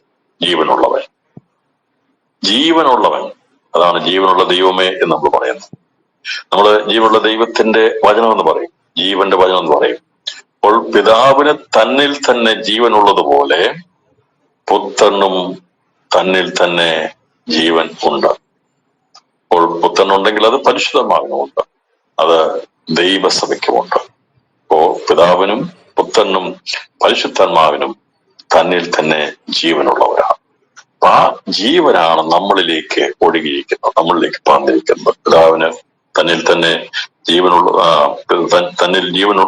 തന്നിൽ തന്നെ ജീവനുള്ളതുപോലെ ആകുമാറ്, ജീവനുള്ള പുത്രനും തന്നിൽ തന്നെ ജീവനുള്ളവനാകുമാറ് വരം നൽകിയിരിക്കുന്നു. അതാണ് ജീവനായ യേശു ക്രിസ്തു എന്ന് പറയുന്നത്. ജീവനായകനെ നിങ്ങൾ തള്ളിക്കളഞ്ഞു എന്ന് പറഞ്ഞിരിക്കുന്നു. ജീവനായകൻ, ജീവനുള്ളവൻ, ദൈവമാണ് ജീവനുള്ളവൻ. പരിശുദ്ധാത്മാവ് ജലനദിയാണ്. യേശു ക്രിസ്തു ആ ഉറവയാണ്, ജീവന്റെ ഉറവയാണ്. പിതാവാൻ ദൈവം അതിന്റെ ഉടമസ്ഥനാണ്. അപ്പൊ പിതാപുത്ര പരിശുദ്ധമാന്ന് പറയുമ്പോൾ നമുക്ക് പുതിയ നിയമത്തിൽ കാണാൻ സാധിക്കും. ജീവജലനദി പരിശുദ്ധമാവാം, ജീവജലനദി. അതിന്റെ ഉറവ യേശു ക്രിസ്തുവാണ്, കാൽവറിയിൽ തുറക്കപ്പെട്ട ഉറവ. അപ്പൊ അതിന്റെ ഉത്പാദകൻ അല്ലെങ്കിൽ അതിന്റെ പിൻപിൽ ഉള്ള ജീവശക്തി പിതാവാൻ ദൈവമാണ്. അത് കാണിച്ചുകൊണ്ടാണ് ഈ തിരുവചനം എഴുതി അവസാനിപ്പിച്ചിരിക്കുന്നത്. ഇന്ന് രാത്രി ഞാൻ ഈ വിഷയം എടുത്ത് നിധിയോടുള്ള ബന്ധത്തിൽ ഒടുക്കത്തെ നാളിലെ പുനരുത്ഥാനത്തെ കുറിച്ചുള്ള വിഷയം എടുക്കണമെന്നുള്ള ആഗ്രഹത്തോടെയാണെങ്കിലും ചില കാര്യങ്ങൾ ആഴമായി പറയാൻ കാരണമായിട്ടുള്ളത് എന്താണ് 25-ാം വാക്യത്തിൽ എഴുതിയിരിക്കുന്നത് മനസ്സിലാക്കിയെങ്കിൽ മാത്രമേ തുടർന്നുള്ള ഭാഗങ്ങൾ മനസ്സിലാക്കുള്ളൂ. ഇപ്പോൾ നാം ജീവങ്കിലേക്ക് കടന്നവരാണ്. നാം എതിലായിരുന്നു? ഇരുളിലായിരുന്നു, മണ്ണത്തിലായിരുന്നു, പിശാചാടിമത്തിലായിരുന്നു. എങ്ങനെ രക്ഷപ്പെട്ടു? ദൈവത്തിന്റെ കൃപയാൽ ക്രിസ്തുവിന്റെ സന്ദേശം നമ്മുടെ ചെവികളിൽ കേട്ടപ്പോൾ ആ വിശ്വാസം കേൾവിയായി രൂപപ്പെട്ടു. അത് നമ്മുടെ ഹൃദയത്തിൽ ഇരുൾ മാറുവാൻ, പിതൃപുത്രപരിശുദ്ധാത്മാവിന്റെ സാന്നിധ്യം വസിപ്പാൻ ഉള്ള നല്ല ഹൃദയങ്ങളാക്കി കർത്താവ് നമ്മെ മാറ്റി നമ്മളിൽ ഒരു പ്രവൃത്തി നടത്തുവാൻ ഇടയാക്കുക. അതാണ് ഈ 25-ാം വാക്യത്തിന് നൽകിയിരിക്കുന്നത്. അത് പറയാണ്, അവൻ മനുഷ്യപുത്രനാക്കിയാൽ ന്യായവിധി നടത്തുവാൻ അവന് അധികാരവും നൽകിയിരിക്കുന്നു. യേശു യൂദന്മാരോട് പറയുക, നിങ്ങൾ ചിന്തിക്കുന്നത് ഞാൻ പറയുന്നത് എന്റെ സ്വന്തം കാര്യമാണെന്നാ. അല്ല, ഞാൻ പറയുന്നത് വരാൻ പോകുന്ന കാര്യങ്ങളെ കുറിച്ചുള്ള കാര്യങ്ങളാണ്. അത് കർത്താവ് പറഞ്ഞു, ഇപ്പോൾ അതിന് സമയം വന്നിരിക്കും. എന്റെ വചനം കേട്ടാൽ ആ നീതിയുള്ള വചനമാണ്, ഒരിക്കലും ദോഷം ചെയ്യുന്നതല്ല. യഹൂദിന്റെ പാരമ്പര്യത്തെ തകർത്ത് കളയാൻ വേണ്ടിയല്ല കർത്താവ് വന്നത്. കർത്താവ് പറഞ്ഞു, ഞാൻ ന്യായപ്രമാണത്തെ നീക്കുവാനല്ല നിവർത്തിപ്പാനാ വന്നത്. അപ്പൊ ന്യായപ്രമാണത്തിൽ പറഞ്ഞിരിക്കുന്ന കാര്യങ്ങളൊന്നും ആർക്കും നിവൃത്തിയിരിക്കാൻ കഴിയാതിരുന്നപ്പോൾ നിവൃത്തിയിരിക്കാൻ യേശു വന്നെന്നുള്ളത് അവർക്ക് ഉൾക്കൊള്ളുവാൻ കഴിയാതെ പോയി. അതാണ് ഒരേശ്വരൻ മത്സരിപ്പാടിയാത്തത്. എന്നാൽ കൃപയാൽ ക്രിസ്തു വന്നത് നിവർത്തിപ്പാനാകുന്നു എന്നുള്ള ആ സന്ദേശം നമുക്കത് മനസ്സായതുകൊണ്ട് നമുക്കവനെ വിശ്വസിപ്പാൻ കർത്താവ് നമുക്ക് വഴി തന്നതിനായി ഇന്ന് രാത്രിയിലും സ്തോത്രം ചെയ്യാം. അത് അവസാനം പറയുകയാണ്, ഇതെങ്കിൽ ആശ്ചര്യപ്പെടരുത്. കല്ലറകളിൽ ഉള്ളവർ എല്ലാവരും ഒരു ശബ്ദം കേട്ടു. നന്മ ചെയ്തവർ ജീവനായും തിന്മ ചെയ്തവർ ന്യായവിധിക്കായും പുനരുത്ഥാനം ചെയ്യുവാനുള്ള നാഴി വരുന്നു. കർത്താവ് അന്നത്തെ അവിടുത്തെ നിന്നിരുന്നവരെ വെച്ചുകൊണ്ട് കർത്താവ് അവലോകനം ചെയ്ത് പറഞ്ഞു, ഇപ്പൊ നിങ്ങൾ നിൽക്കുന്നതിന്റെ അകത്ത് എന്നെ എതിർക്കുന്നവരുണ്ട്, അംഗീകരിക്കപ്പെടും. അപ്പൊ അന്നത്തെ ആ സാഹചര്യത്തിൽ നമുക്ക് കാണാൻ സാധിക്കുന്നത് അത് ദൈവസഭ സ്ഥാപിതമായിട്ടില്ല. ദൈവസഭ സ്ഥാപിതമാകുന്നത് മർക്കോസിന്റെ മാളികമുറിയിൽ 50-ാം ദിവസമാണ് സഭ സ്ഥാപിതമാകുന്നത്. അപ്പോൾ ഈ സഭ സ്ഥാപിതമാകാതെ ഈ ഒന്നാമത്തെ പുനരുത്ഥാനത്തെ അല്ലെങ്കിൽ കർത്താവിന്റെ മരിച്ചുവഴുന്ന പുനരുത്ഥാനത്തെ കുറിച്ച്, മക്കളുടെ പുനരുത്ഥാനത്തെ കുറിച്ച് കർത്താവ് പറഞ്ഞില്ല. ആദ്യം കർത്താവ് അതിന് ബേസ് ഇട്ട് അടിസ്ഥാനം ഇട്ടുകൊണ്ട് കർത്താവ് പറഞ്ഞത് ഒടുക്കത്തെ നാളിലെ പുനരുത്ഥാനത്തെ കുറിച്ചാണ് കർത്താവ് പറഞ്ഞത്. കല്ലറകളിലുള്ളവർ എല്ലാവരും ഒരു ശബ്ദം കേട്ട് നന്മ ചെയ്തവർ ജീവനായും തിന്മ ചെയ്തവർ ന്യായവിധിക്കായും പുനരുത്ഥാനം ചെയ്യുവാനുള്ള നാഴിക വരുന്നുവെന്ന് കർത്താവ് പറഞ്ഞു. അപ്പോൾ ഈ അവിടെ കർത്താവ് സംസാരിച്ചത് ഒടുക്കത്തെ നാളിലെ പുനരുത്ഥാനമാകുന്നു എന്നുള്ളത് നമുക്ക് തുടർന്നുള്ള വാക്യങ്ങളിൽ കാണാൻ സാധിക്കുന്നുണ്ട്. 6-ാം അധ്യായം 39-40 വാക്യങ്ങളിൽ അത് കാണാൻ സാധിക്കും. 6-ാം അധ്യായം അതിന്റെ 39-40 വാക്യങ്ങൾ വായിക്കുന്നു. ഇങ്ങനെ എഴുതിയിരിക്കുന്നത്, അവൻ എനിക്ക് തന്നതിൽ ഒന്നും ഞാൻ കളയാതെ എല്ലാം ഒടുക്കത്തെ നാൾ ഉയർത്തെഴുന്നേൽപ്പിക്കണമെന്ന് എന്നാകുന്നു എന്നെ അയച്ചവന്റെ ഇഷ്ടം. അപ്പോൾ അവനെ പുത്രനെ നോക്കിക്കൊണ്ട് അവൻ വിശ്വസിക്കുന്ന ഏവനും നിത്യജീവൻ ഉണ്ടാകണമെന്നാകുന്നു എന്റെ പിതാവിന്റെ ഇഷ്ടം. ഞാൻ അവനെ ഒടുക്കത്തെ നാളിൽ ഉയർത്തെഴുന്നേൽപ്പിക്കും. ഇത് വളരെയധികം അണ്ടർലൈൻ ചെയ്ത് മനസ്സിലാക്കി പഠിക്കണം. ഒരുപാട് ആൾക്കാർക്ക് ഇന്നും മനസ്സിലാകാതെ, അന്ന് യൂതന്മാർ പറഞ്ഞപ്പോൾ മനസ്സിലാകാതെ പോയതുപോലെ അനേക ആൾക്കാർക്ക് ഇന്ന് ഈ വചനം പലർക്കും മനസ്സിലായി. ഇപ്പോൾ കർത്താവ് വന്ന് പറഞ്ഞത് ഒടുക്കത്തെ നാളിലെ പുനരുത്ഥാനത്തെ കുറിച്ചായിരിക്കും. അതിന്റെ 6-ാം അധ്യായം 39-40 വാക്യങ്ങൾ ഞാൻ ഒന്നുകൂടെ വായിക്കാം. അവൻ എനിക്ക് തന്നതിൽ ഒന്നും ഞാൻ കളയാതെ എല്ലാം ഒടുക്കത്തെ നാളിൽ ഉയർത്തെഴുന്നേൽപ്പിക്കണം എന്നാകുന്നു എന്നെ അയച്ചവന്റെ ഇഷ്ടം. പുത്രനെ നോക്കിക്കൊണ്ട് അവൻ വിശ്വസിക്കുന്ന ഏവനും നിത്യജീവൻ ഉണ്ടാകണമെന്നാകുന്നു എന്റെ പിതാവിന്റെ ഇഷ്ടം. ഞാൻ അവനെ ഒടുക്കത്തെ നാളിൽ ഉയർത്തെഴുന്നേൽപ്പിക്കും. അതേത്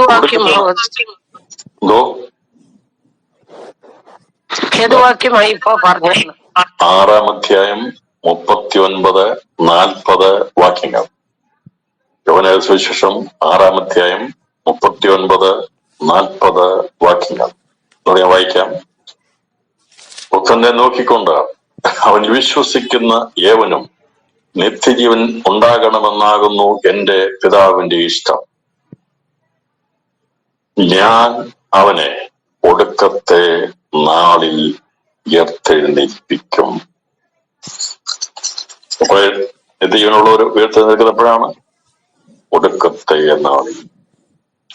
6-ാം അധ്യായം 54-ാം വാക്യം 54-ാം വാക്യം പിന്നീടാണ് എടുക്കേണ്ടതെങ്കിലും ഞാൻ ഇത് ഇപ്പോൾ എടുത്തു പോകുന്ന ഇതിന്റെ വിഷയം ഒന്ന് അതിന് ഗൗരവം മനസ്സിലാകാൻ വേണ്ടിയാണ്.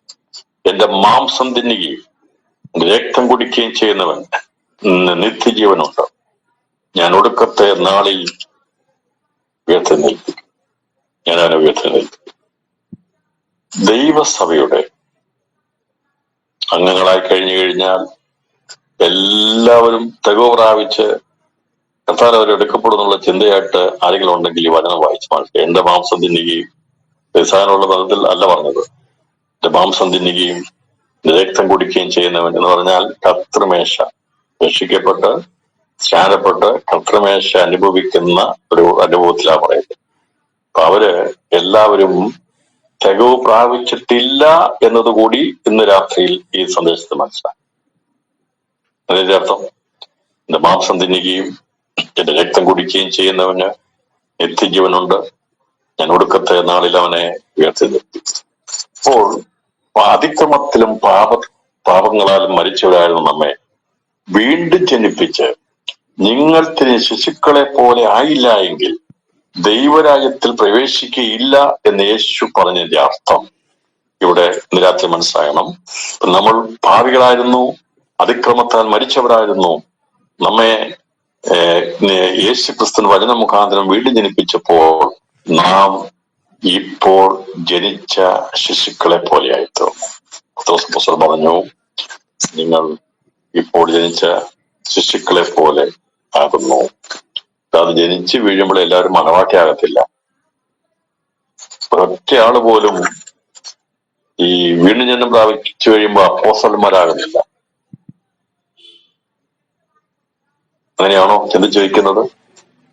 അവിടെയാണ് പലപ്പോഴും പഠിപ്പിക്കലുകൾ വന്ന് തെറ്റ് വന്നിരിക്കുന്നത്.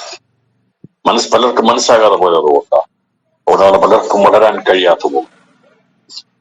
എല്ലാവരും രക്ഷിക്കപ്പെട്ട് സ്നാനപ്പെട്ടു കർത്തൃമേശ എടുക്കുന്നതുകൊണ്ട് എല്ലാവരും വിചാരിക്കുന്നത് ഓക്കെ ആയി പോകാമെന്നാണ്. പക്ഷേ കർത്താവ് പറഞ്ഞത് ഒന്നുകൂടെ വായിച്ചു. 6-ാം അധ്യായം 54-ാം വാക്യം. കർത്താവ് പറഞ്ഞു, ഇങ്ങനെ ചെയ്താലും അവന് നിത്യജീവനാണ് ഉപരിക്കാനായത്. ശിശുവാണ്, കട്ടിയായതുള്ള കഴിക്കാൻ പഠിച്ചിട്ടില്ല, മനസ്സിലായിട്ടില്ല. ഇന്നത്തെ ഭൂരിപക്ഷ സഭാ വിശ്വാസികളോടുള്ള ബന്ധത്തിലും കർത്താവ് പറഞ്ഞ് ഇപ്പോഴും നിങ്ങൾക്ക് ശിശുവായിരിക്കുന്ന അവസ്ഥയോടും കട്ടിയായുള്ള മനസ്സാകത്തില്ല. ലേഖനം 6-ാം അധ്യായം വായിച്ചാൽ മതി. എവിടെയെങ്കിലും വെളിപ്പാട് പുസ്തകമോ പുനരുത്ഥാന നിലകളെ കുറിച്ചോ മരണാന്തരങ്ങളെ കുറിച്ചോ പറഞ്ഞാൽ പറയോ കട്ടിയാണ്, ഭയങ്കരമാണ്. കാര്യമെന്താ? കാര്യം ഇപ്പോഴും ഈ ശൈശവാവസ്ഥ വിട്ടുമാറിയിട്ടില്ല. 2-ാം അധ്യായം 1:10 1 വാക്യം. ആകയാൽ സകല ദുഷ്ടതയും എല്ലാ ചതിവും വ്യാജഭാവവും അസൂയയും എല്ലാ നുണയും നീക്കിക്കളഞ്ഞ് ഇപ്പോൾ ജനിച്ച ശിശുക്കളെ പോലെ രക്ഷയ്ക്കായി വളരുവാൻ വചനമെന്ന മായമില്ലാത്ത പാൽ കുടിപ്പാൻ വായിച്ചു. ദൈവവചന പഠനമാണ്, ചിന്തകളാണ് നമ്മളെ വളർത്തിയെടുക്കുന്നത്. അതിനുവേണ്ടിയാണ് പണ്ട് കാലങ്ങളിൽ ബൈബിൾ ക്ലാസ്സുകൾ ദൈവസഭയിൽ വെച്ചിരുന്നത്. അത് പഠിക്കും തോറും അന്നത്തെ ആ സാഹചര്യത്തിന് മനസ്സിലാക്കി പഠിച്ച ദൈവസന്നിധിയിൽ തികവിലേക്ക് എത്തിയ വ്യക്തികളുണ്ട്. ഓരോ കാലഘട്ടത്തിനനുസരിച്ചുള്ള സമയത്തിനനുസരിച്ചുള്ള വെളിപ്പെടുത്തലുകൾ ദൈവം നൽകുന്നത്. ഇന്നീ കാലഘട്ടത്തിലും ദൈവം നൽകിക്കൊണ്ടിരിക്കുമ്പോൾ നമ്മളതിന്റെ അത് മനസ്സിലാക്കണം എന്നുള്ളതും കർത്താവ് ആഗ്രഹിക്കുക. എബ്രായ ലേഖനത്തിൽ പറഞ്ഞിരിക്കുന്നത് ഇന്നത്തെ ജീവിത ബന്ധത്തോടുള്ള ബന്ധത്തിൽ പലപ്പോഴും നമുക്കത് മനസ്സിലാക്കിയെടുക്കുന്ന ഒരു കാര്യമാണ്.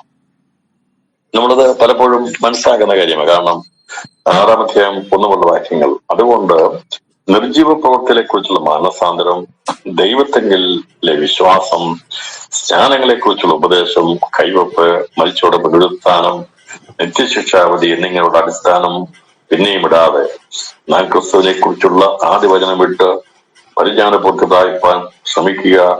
ദൈവം അനുവദിക്കുന്ന പക്ഷം നാം അത് ചെയ്യും എന്നുള്ള പ്രതീക്ഷ.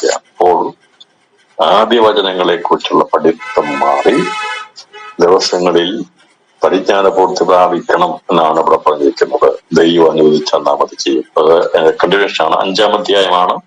അതിന്റെ 13 മുതലുള്ള വാക്യം, അതിന്റെ 11 മുതൽ വാക്യം. ഇതിനെക്കുറിച്ച് ഞങ്ങൾക്ക് വളരെ പറവാൻ ഉണ്ട്, എങ്കിലും നിങ്ങൾ കേൾപ്പാൻ മാന്യമുള്ളതായി തീർന്നത് കൊണ്ട് തെളിയിച്ചു തരുവാൻ വിഷമം. ഈ നിത്യവനെ കുറിച്ചും ആ കാര്യങ്ങളെ കുറിച്ചും ഒടുക്കുന്ന ആളിനെ കുറിച്ചും പറഞ്ഞപ്പോ തന്നെ അവിടെയുള്ളവർക്ക് ബുദ്ധിമുട്ടാക്കി മനസ്സിലാക്കാൻ.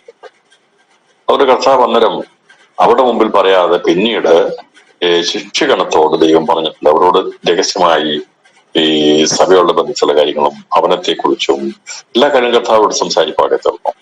എന്നിട്ട് ഇവിടെ പറഞ്ഞിരിക്കുന്നത് വിഷമം, കാലം നോക്കിയാൽ ഇപ്പോൾ ഉപദേഷ്ടാക്കന്മാരായിരിക്കേണ്ടെന്ന് നിങ്ങൾക്ക് ദൈവത്തിന്റെ അരുളപ്പാടുകളുടെ ആദ്യ പാഠങ്ങളെ തന്നെ വീണ്ടും ഉപദേശിച്ച് തരുവാൻ ആവശ്യമായിരിക്കുന്നു. കട്ടിയായുള്ള ആഹാരമല്ല, പാലത്രേ നിങ്ങൾക്ക് ആവശ്യം വന്നിരിക്കുന്നു. പാൽ കുടിക്കുന്നതെല്ലാം നീതിയുടെ വചനത്തിൽ പരിചയമില്ലാത്തവനത്രേ, അവൻ ശിശുവല്ലോ. കട്ടിയായുള്ള ആഹാരം നന്മതിന്മകളെ തിരിച്ചറിയുവാൻ തഴക്കത്താൽ അഭ്യസിച്ച ഇന്ദ്രിയങ്ങളുള്ളവരായി പ്രായം തികഞ്ഞവർക്ക് പറ്റുകയുള്ളൂ. അതുകൊണ്ട് ഇങ്ങനെ എന്നും വിശ്വാസം, മാനസാന്തരം, രക്ഷ എന്ന് പറഞ്ഞിരിക്കാതെ ദൈവസഭയുടെ വളർച്ചയെ കുറിച്ചും മനസ്സിലാക്കി. കർത്താവിടെ നിത്യജീവനെ കുറിച്ച് പറഞ്ഞിരിക്കുന്ന കാര്യങ്ങളുടെ ആഴം പോലും അന്ന് യഹൂദന് മനസ്സിലാകാതെ ഇരുന്നത് പോലെ ഇന്നത്തെ പല സഭയിലുള്ളവർക്കും മനസ്സിലാകാതിരിക്കുമ്പോൾ രാത്രിയിലെ തിരുവചന പഠനം ഞാൻ ദൈവാത്മാവിൽ പറയുന്നത്, പ്രിയപ്പെട്ടവരെ, നാം ശിശുക്കളെ പോലെ ആകാതെ ഈ കട്ടിയായുള്ള വചനം ഈ കാലഘട്ടത്തിൽ ആവശ്യമാണ്, പഠിച്ചെടുക്കേണ്ടത് ആവശ്യമാണ്. വെളിപ്പാട് പുസ്തക പഠനവും മറ്റുള്ള പഠനവും ഒക്കെ നമുക്ക് ആവശ്യങ്ങളാണ്. മണ്ണാറുകളെ കുറിച്ചുള്ള പഠനം ആവശ്യമാണ്. പണ്ട് ഉണ്ടായതിനേക്കാൾ അധികമായിട്ടുള്ള എതിർപ്പുകളും ജ്ഞാനങ്ങളും വിവിധ ചിന്തകളും വരുമ്പോൾ ദൈവവചനത്തിൽ പറഞ്ഞിരിക്കുന്ന കാര്യങ്ങളെ കുറിച്ചുള്ള യഥാർത്ഥമായ പഠിപ്പിക്കുക മനസ്സിലാകുന്ന ഒരുപാട് ഉപദേശങ്ങളും ഒരുപാട് ചിന്തകളും ഒരുപാട് മെസ്സേജുകളും. അതെല്ലാം നമുക്ക് പലപ്പോഴും ഇഷ്ടം നമ്മുടെ ഭൗതിക വിഷയത്തിന് വിടുതലിനെ കുറിച്ചുള്ള വിഷയമാണെങ്കിൽ എല്ലാവർക്കും ഭയങ്കര സന്തോഷമാണ്. യൂട്യൂബൊക്കെ പെട്ടെന്ന് നിറയും, ഒരുപാട് പേര് കേൾക്കും, കാണും, എല്ലാം സന്തോഷത്തോടെ ടിക്കും, എല്ലാവർക്കും ഭയങ്കര താല്പര്യമായിരിക്കും, ഷെയർ ചെയ്യും, കേൾക്കേണ്ടതാണെന്ന് പറയും. എന്നാൽ നിത്യജീവനെ കുറിച്ചുള്ള ആഴമേറിയ ഗഗനമേറിയ കാര്യങ്ങൾ വരുമ്പോൾ എല്ലാവർക്കും അത് ഉൾക്കൊള്ളാൻ കഴിയത്തില്ല. രാത്രി പ്രിയപ്പെട്ടവരെ, കർത്താവ് അന്ന് രാത്രി അവരോട് സംസാരിച്ചത് നിത്യജീവനെ കുറിച്ചുള്ള വിഷയമാണ് പറഞ്ഞു. എന്നിട്ട് പറഞ്ഞു, നിങ്ങൾ ആശ്ചര്യപ്പെടരുത്, കല്ലറകളുള്ളവരെല്ലാവരും ആണ് ശബ്ദം കേട്ട് നന്മ ചെയ്തവർ ജീവനായും തിന്മ ചെയ്തവർ ന്യായവിധിക്കായും പുനരുത്ഥാനം ചെയ്യാനുള്ള നാഴിക വരുന്നു എന്ന് പറഞ്ഞപ്പോൾ അത് ഒടുക്കത്തെ നാൾ നടക്കുന്ന പുനരുത്ഥാനമാകുന്നു എന്ന് കർത്താവ് വളരെ വ്യക്തമായി രേഖപ്പെടുത്തി. അതുകൊണ്ടാണ് നമ്മള് 6-ാം അധ്യായത്തിന്റെ 39, 40, 54 വാക്യങ്ങൾ എടുത്ത് ചിന്തിപ്പാനിടയായിട്ടുണ്ട്. ഇനി ഇതേക്കുറിച്ച് കൂടുതൽ മനസ്സിലാക്കാൻ വേണ്ടി നമുക്ക് സങ്കീർത്തനം 90-ാം അധ്യായം 3-ാം വാക്യം വായിച്ചുകൊണ്ട് അത് 2 പത്രോസിന്റെ ലേഖനം 3-ാം അധ്യായം 8-ാം വാക്യം ഒരുമിച്ച് ചിന്തിച്ചെങ്കിൽ മാത്രമേ അതിന്റെ ആഴം വ്യക്തമാക്കുവാൻ മനസ്സിലാകത്തുള്ളൂ. 90-ാം സങ്കീർത്തനം 3-ാം വാക്യം നമുക്ക് കാണാൻ കഴിയാവുന്ന സങ്കീർത്തനമാണ്. നാം പല ആവർത്തി പറയുന്ന കാര്യമാണ്. പക്ഷെ അതൊരിക്കലും ദൈവസഭയുടെ പുനരുത്ഥാനമായി പഠിപ്പിക്കരുത്, ചിന്തിക്കരുത്. പുനരുത്ഥാനത്തെ കുറിച്ച് ചിന്തിക്കുമ്പോൾ ഒരൊറ്റ പുനരുത്ഥാനമല്ല ഉള്ളത്, 2 പുനരുത്ഥാനമല്ല ഉള്ളത് എന്ന് പറഞ്ഞാൽ ഒരാൾക്ക് ഒരു പുനരുത്ഥാനമേ ഉള്ളൂ, ഒരാൾക്കൊരു പുനരുത്ഥാനമേ ഉള്ളൂ. പക്ഷേ പുനരുത്ഥാനങ്ങളുടെ നിരകളുണ്ട്, അത് മനസ്സിലാക്കാം. അപ്പൊ ഞാൻ ഒരു പുനരുത്ഥാനമല്ല, 2 പുനരുത്ഥാനമല്ല, 3 പുനരുത്ഥാനം, 4 പുനരുത്ഥാനം ഉണ്ടെന്ന് പറയുമ്പോൾ അങ്ങനെ വിചാരിക്കരുത് ഒരു മനുഷ്യൻ തന്നെ 4 പ്രാവശ്യം പുനരുത്ഥാനം പ്രാപിക്കുക എന്നല്ല എന്റെ അർത്ഥം. പുനരുത്ഥാനങ്ങൾ ഉണ്ട്. ഒരു മനുഷ്യൻ ഒരിക്കൽ മാത്രമാണ് പുനരുത്ഥാനം. ആ പുനരുത്ഥാനത്തിൽ ഏത് നിലയിൽപ്പെടുമെന്നുള്ളത് അവന്റെ ആത്മീയ വളർച്ചയ്ക്കും ദൈവം നിശ്ചയിച്ചിരിക്കുന്ന നിലയിലും ആയിരിക്കും സംഭവിക്കുന്നത്. 90-ാം സങ്കീർത്തനം അതിന്റെ 3-ാം വാക്യം, നീ മർത്യനെ പൊടിയിലേക്ക് മടങ്ങിച്ചേരുമാറാക്കുന്നു, മനുഷ്യപുത്രന്മാരെ തിരികെ വരുവീൻ എന്നും അരുളിച്ചെയ്യും. 1000 സംവത്സരം നിന്റെ ദൃഷ്ടിയിൽ ഇന്നലെ കഴിഞ്ഞു പോയ ദിവസം പോലെയും രാത്രിയിലെ ഒരു യാമം പോലെയും മാത്രം ആണ്. ഇവിടെ കർത്താവ് പറഞ്ഞിരിക്കുന്നത് മനുഷ്യപുത്രന്മാരെ തിരികെ വരുവീൻ എന്ന് അരുളി ചെയ്യുന്നത് ഈ 90-ാം സങ്കീർത്തനം 3-ാം വാക്യം പറഞ്ഞിരിക്കുന്നത് പൊടിയിലേക്ക് തിരികെ മറാക്കുന്നു, മനുഷ്യപുത്രന്മാരെ തിരികെ വരുവീൻ എന്ന് അരുളി ചെയ്യുന്നു, 1000 സംവത്സരത്തിന്റെ ദൃഷ്ടിയിൽ ഇന്നലെ കഴിഞ്ഞു പോയ ഒരു ദിവസം പോലെയാണ്. അപ്പോൾ 2 പത്രോസിന്റെ 3-ാം അധ്യായം 8-ാം വാക്യത്തിൽ ഇതേക്കുറിച്ച് രേഖപ്പെടുത്തിയിരിക്കുന്നത് 1000 സംവത്സരത്തെ കുറിച്ച് പറഞ്ഞിട്ടുണ്ട്. ഒരു ദിവസം തുല്യമാണ്. അപ്പം ഇത് സംഭവിക്കുന്നത് 1000 ആണ്ട് വാഴ്ച കഴിഞ്ഞിട്ടാണ് എന്നുള്ളത് വെളിപ്പെടുത്താൻ വേണ്ടിയാണ് ഇവിടെ ഈ 1000 ദിവസത്തെ കുറിച്ച് പറഞ്ഞിരിക്കുന്നത്. 2 പത്രോസ് അതിന്റെ 3-ാം അധ്യായം 6 വാക്യം വായിക്കും. എന്നാൽ പ്രിയമുള്ളവരെ, കർത്താവ് ഒരു ദിവസം 1000 സംവത്സരം പോലെയും 1000 സംവത്സരം ഒരു ദിവസം പോലെയും ഇരിക്കുന്നു എന്ന് പറഞ്ഞാൽ 1000 സംവത്സരം equal to 1 day, 1 day equal to 1000 സംവത്സരം ഒന്ന് തന്നെയാണ് എന്ന് പറഞ്ഞാൽ അത് ദൈവത്തിന്റെ പ്രവൃത്തിയുള്ള ബന്ധത്തിൽ 1000 സംവത്സരം ഒരു ദിവസം തുല്യമാണെങ്കിൽ ഒരു ദിവസം എന്നുള്ളത് ദൈവത്തിന്റെ ദൃഷ്ടിയിൽ 1000 സംവത്സരമാണ്. അപ്പം 1000 സംവത്സരം ദൈവം ഒരു വർഷമായിട്ട് വാഗ്ദത്തങ്ങൾ നടത്താൻ വേണ്ടി കർത്താവ് കണക്കാക്കുകയാണെങ്കിൽ 1000 സംവത്സരം എന്നുള്ള ദൈവം ഒരു ദിവസമായിട്ട് ദൈവം ഇതിന്റെ പ്രവൃത്തിയിൽ കണക്കാക്കും. അപ്പം നമുക്ക് കാണാൻ സാധിക്കുന്ന 1000 ആണ്ട് വാഴ്ച ഒരു ദിവസമായിട്ടാണ്. കൂടാരപ്പെരുന്നാളുടെ ബന്ധത്തിലാണ് ദൈവം കൂടെ പറഞ്ഞിരിക്കുന്നത്. ചിലർ താമസം എന്ന് വിചാരിക്കുന്നത് പോലെ കർത്താവ് തന്റെ വാഗ്ദത്തം നിവർത്തിപ്പാൻ താമസിക്കുന്നില്ല. ആരും നശിച്ചു പോകാതെ എല്ലാവരും മാനസാന്തരപ്പെടുവാൻ ഇച്ഛിച്ച് എല്ലാവരും ദീർഘക്ഷമ കാണിക്കുന്നേ ഉള്ളൂ. കർത്താവ് ദിവസമോ കടനെ പോലെ വരും. അന്ന് ആകാശം കൊടുമുഴക്കത്തോടെ ഒഴിഞ്ഞു പോകും, മൂലപദാർത്ഥം കത്തിയഴിയുകയും ഭൂമിയും അതിലുള്ള പണികൾ ബന്ധുപോവുകയും ചെയ്യും. ഇങ്ങനെ ഇവയൊക്കെയും അഴിവാനുള്ളതാകിയാൽ ആകാശത്തൊട്ടഴിവാനും മൂലപദാർത്ഥം വന്നിരുവാനുമുള്ള ദൈവദിവസത്തിന്റെ വരവ് കാത്തിരുന്നും ബന്ധപ്പെടുത്തിയും കൊണ്ട് നിങ്ങൾ എത്ര വിശുദ്ധ ജീവനവും ഭക്തിയുള്ളതായിരിക്കണം. എന്നാൽ നാം അവന്റെ വാഗ്ദത്ത പ്രകാരം നീതി വസിക്കുന്ന പുതിയ ആകാശം പുതിയ ഭൂമിക്കുമായിട്ട് കാത്തിരിക്കും. ഇവിടെ പറഞ്ഞിരിക്കുന്നത് ഈ 1000 ആണ്ട് വാഴ്ച കഴിഞ്ഞിട്ടുള്ള നീതി വസിക്കുന്ന ഒരു പുതിയ ആകാശം പുതിയ ഭൂമിയുണ്ട്. അത് നമ്മൾ കാത്തിരിക്കുന്ന പറയുമ്പോൾ അവിടേക്കാണ് ദൈവമക്കൾ പുതിയ യെരൂശലേം ഇറങ്ങി വരുന്നത്. എന്നാൽ 1000 ആണ്ട് വാഴ്ചയിലും ഒരു കൂട്ടം ആൾക്കാരുണ്ട്. അന്ന് അവർക്ക് അതിനുള്ള ഭാഗ്യം മാത്രമേ ഉള്ളൂ. അപ്പോൾ ഇവിടെ പറഞ്ഞതിന്റെ സംക്ഷിപ്ത രൂപം പറഞ്ഞാൽ മൂലപദാർത്ഥങ്ങളെല്ലാം കത്തി കഴിയുന്നത് ഒടുക്കത്തെ നാളിലാണ്. ഒടുക്കത്തെ നാൾ വരും എന്നുള്ളത് അറിയാം. പക്ഷെ അതിനു മുമ്പായി പല കാര്യങ്ങൾ സംഭവിക്കാനുണ്ട്. കർത്താവിന്റെ മധ്യാകാശ പ്രത്യക്ഷതയുണ്ട്, യേശുക്രിസ്തുവിന്റെ മഹത്വ പ്രത്യക്ഷതയുണ്ട്, 1000 ആണ്ട് വാഴ്ചയുണ്ട്. അത് കഴിഞ്ഞിട്ടാണ് 1000 ആണ്ട് വാഴ്ച കഴിഞ്ഞിട്ടാണ് ഈ കർത്താവിന്റെ പൊതുവാന ഭൂമിയിലേക്കുള്ള ഈ നിത്യജീവൻ പ്രാപിക്കുന്നവർ പ്രവേശിക്കപ്പെടുന്നത് എന്നാകുന്നു. അപ്പൊ മനുഷ്യപുത്രന്മാരെ മടങ്ങി വരുവീൻ എന്ന് പറയുമ്പോൾ ഭൂമിയിൽ നിന്ന് മരിച്ചുപോയി കല്ലറയിൽ അടക്കപ്പെട്ട സകല മനുഷ്യരിലും യേശുക്രിസ്തുവിന്റെ രണ്ടാമത്തെ വരവ് വരെ നടക്കുന്നതിന് മുമ്പ് നടക്കുന്ന പുനരുത്ഥാനങ്ങളിൽ പങ്കാളികളാകാത്തവരെല്ലാവരും ലോകാരംഭം മുതൽ എന്ന് പറഞ്ഞാൽ എന്ന് മുതൽ നിത്യജീവൻ യോഗ്യരായി മരിച്ചുപോയോ അവരെല്ലാവരും ഉറങ്ങിക്കിടക്കുകയാണ്. പറഞ്ഞാൽ അവരുടെ ശരീരം ഉറങ്ങിക്കിടക്കുക. അവർ സജീവമായിട്ട് എഴുന്നേറ്റ് വരുന്ന പുനരുത്ഥാനം പ്രാപിക്കുന്നത് 1000 ആണ്ട് വാഴ്ച ഒടുക്കത്തെ നാളിലാകുന്നു. അന്ന് പുനരുത്ഥാനം പ്രാപിച്ചു വരുന്നവരിൽ 3 കൂട്ടർ കാണും എന്നുള്ളത് വെളിപ്പാട് പുസ്തകത്തെ അധികരിച്ച് നമുക്ക് കാണാൻ സാധിക്കുന്നുണ്ട്. അതിന്റെ ആമുഖം മാത്രം പറഞ്ഞുകൊണ്ട് ഞാൻ ഇന്നത്തെ ഈ രാത്രിയിലെ ക്ലാസ് അവസാനിപ്പിക്കാം. ദൈവം പറഞ്ഞിരിക്കുന്ന മർമ്മങ്ങൾ, അതിന്റെ ആഴങ്ങൾ നാം മനസ്സിലാക്കണം പ്രിയപ്പെട്ടവരെ. ഇപ്പൊ എല്ലാം വായിച്ചിട്ട് ഇതെല്ലാം എന്റേതാണെന്ന് പറയരുത്. ഇപ്പം ഈ ഒടുക്കത്തെ നാട്ടിലെ പുനരുത്ഥാനത്തിലാണ് ഞാൻ പുനരുത്ഥാനം പ്രാപിക്കുന്നതെന്ന് പറഞ്ഞ് ആമേൻ പറഞ്ഞുകൊണ്ടിരുന്നു കഴിഞ്ഞാൽ നമ്മൾ ഒരുപാട് തെറ്റിപ്പോയി. നമുക്ക് ഒരുപാട് അറിവില്ലായ്മയായി. മനസ്സിലായോ? നിങ്ങൾക്ക് 100 രൂപ വേണോ 1000 രൂപ വേണോ എന്ന് ചോദിക്കുമ്പോൾ 100ന്റെ വിലയും 1000ത്തിന്റെ വില അറിയാത്തവർ പറയും 100 മതി എന്ന് പറയും. അങ്ങനെയാകരുത്. ഇതിന് വേറെ മനസ്സിലാക്കണം. ഒടുക്കത്തെ നാളിലെ പുനരുത്ഥാനത്തിൽ അല്ല എന്നേ നിങ്ങളെയും കർത്താവ് കണ്ടിരിക്കുന്നത്. അതിന് ശ്രേഷ്ഠമേറിയ ഒരു സമയമുണ്ട്. ഒടുക്കത്തെ നാളിലെ പുനരുത്ഥാനത്തിൽ നന്മ ചെയ്തവരുണ്ട്, തിന്മ ചെയ്തവരുണ്ട്.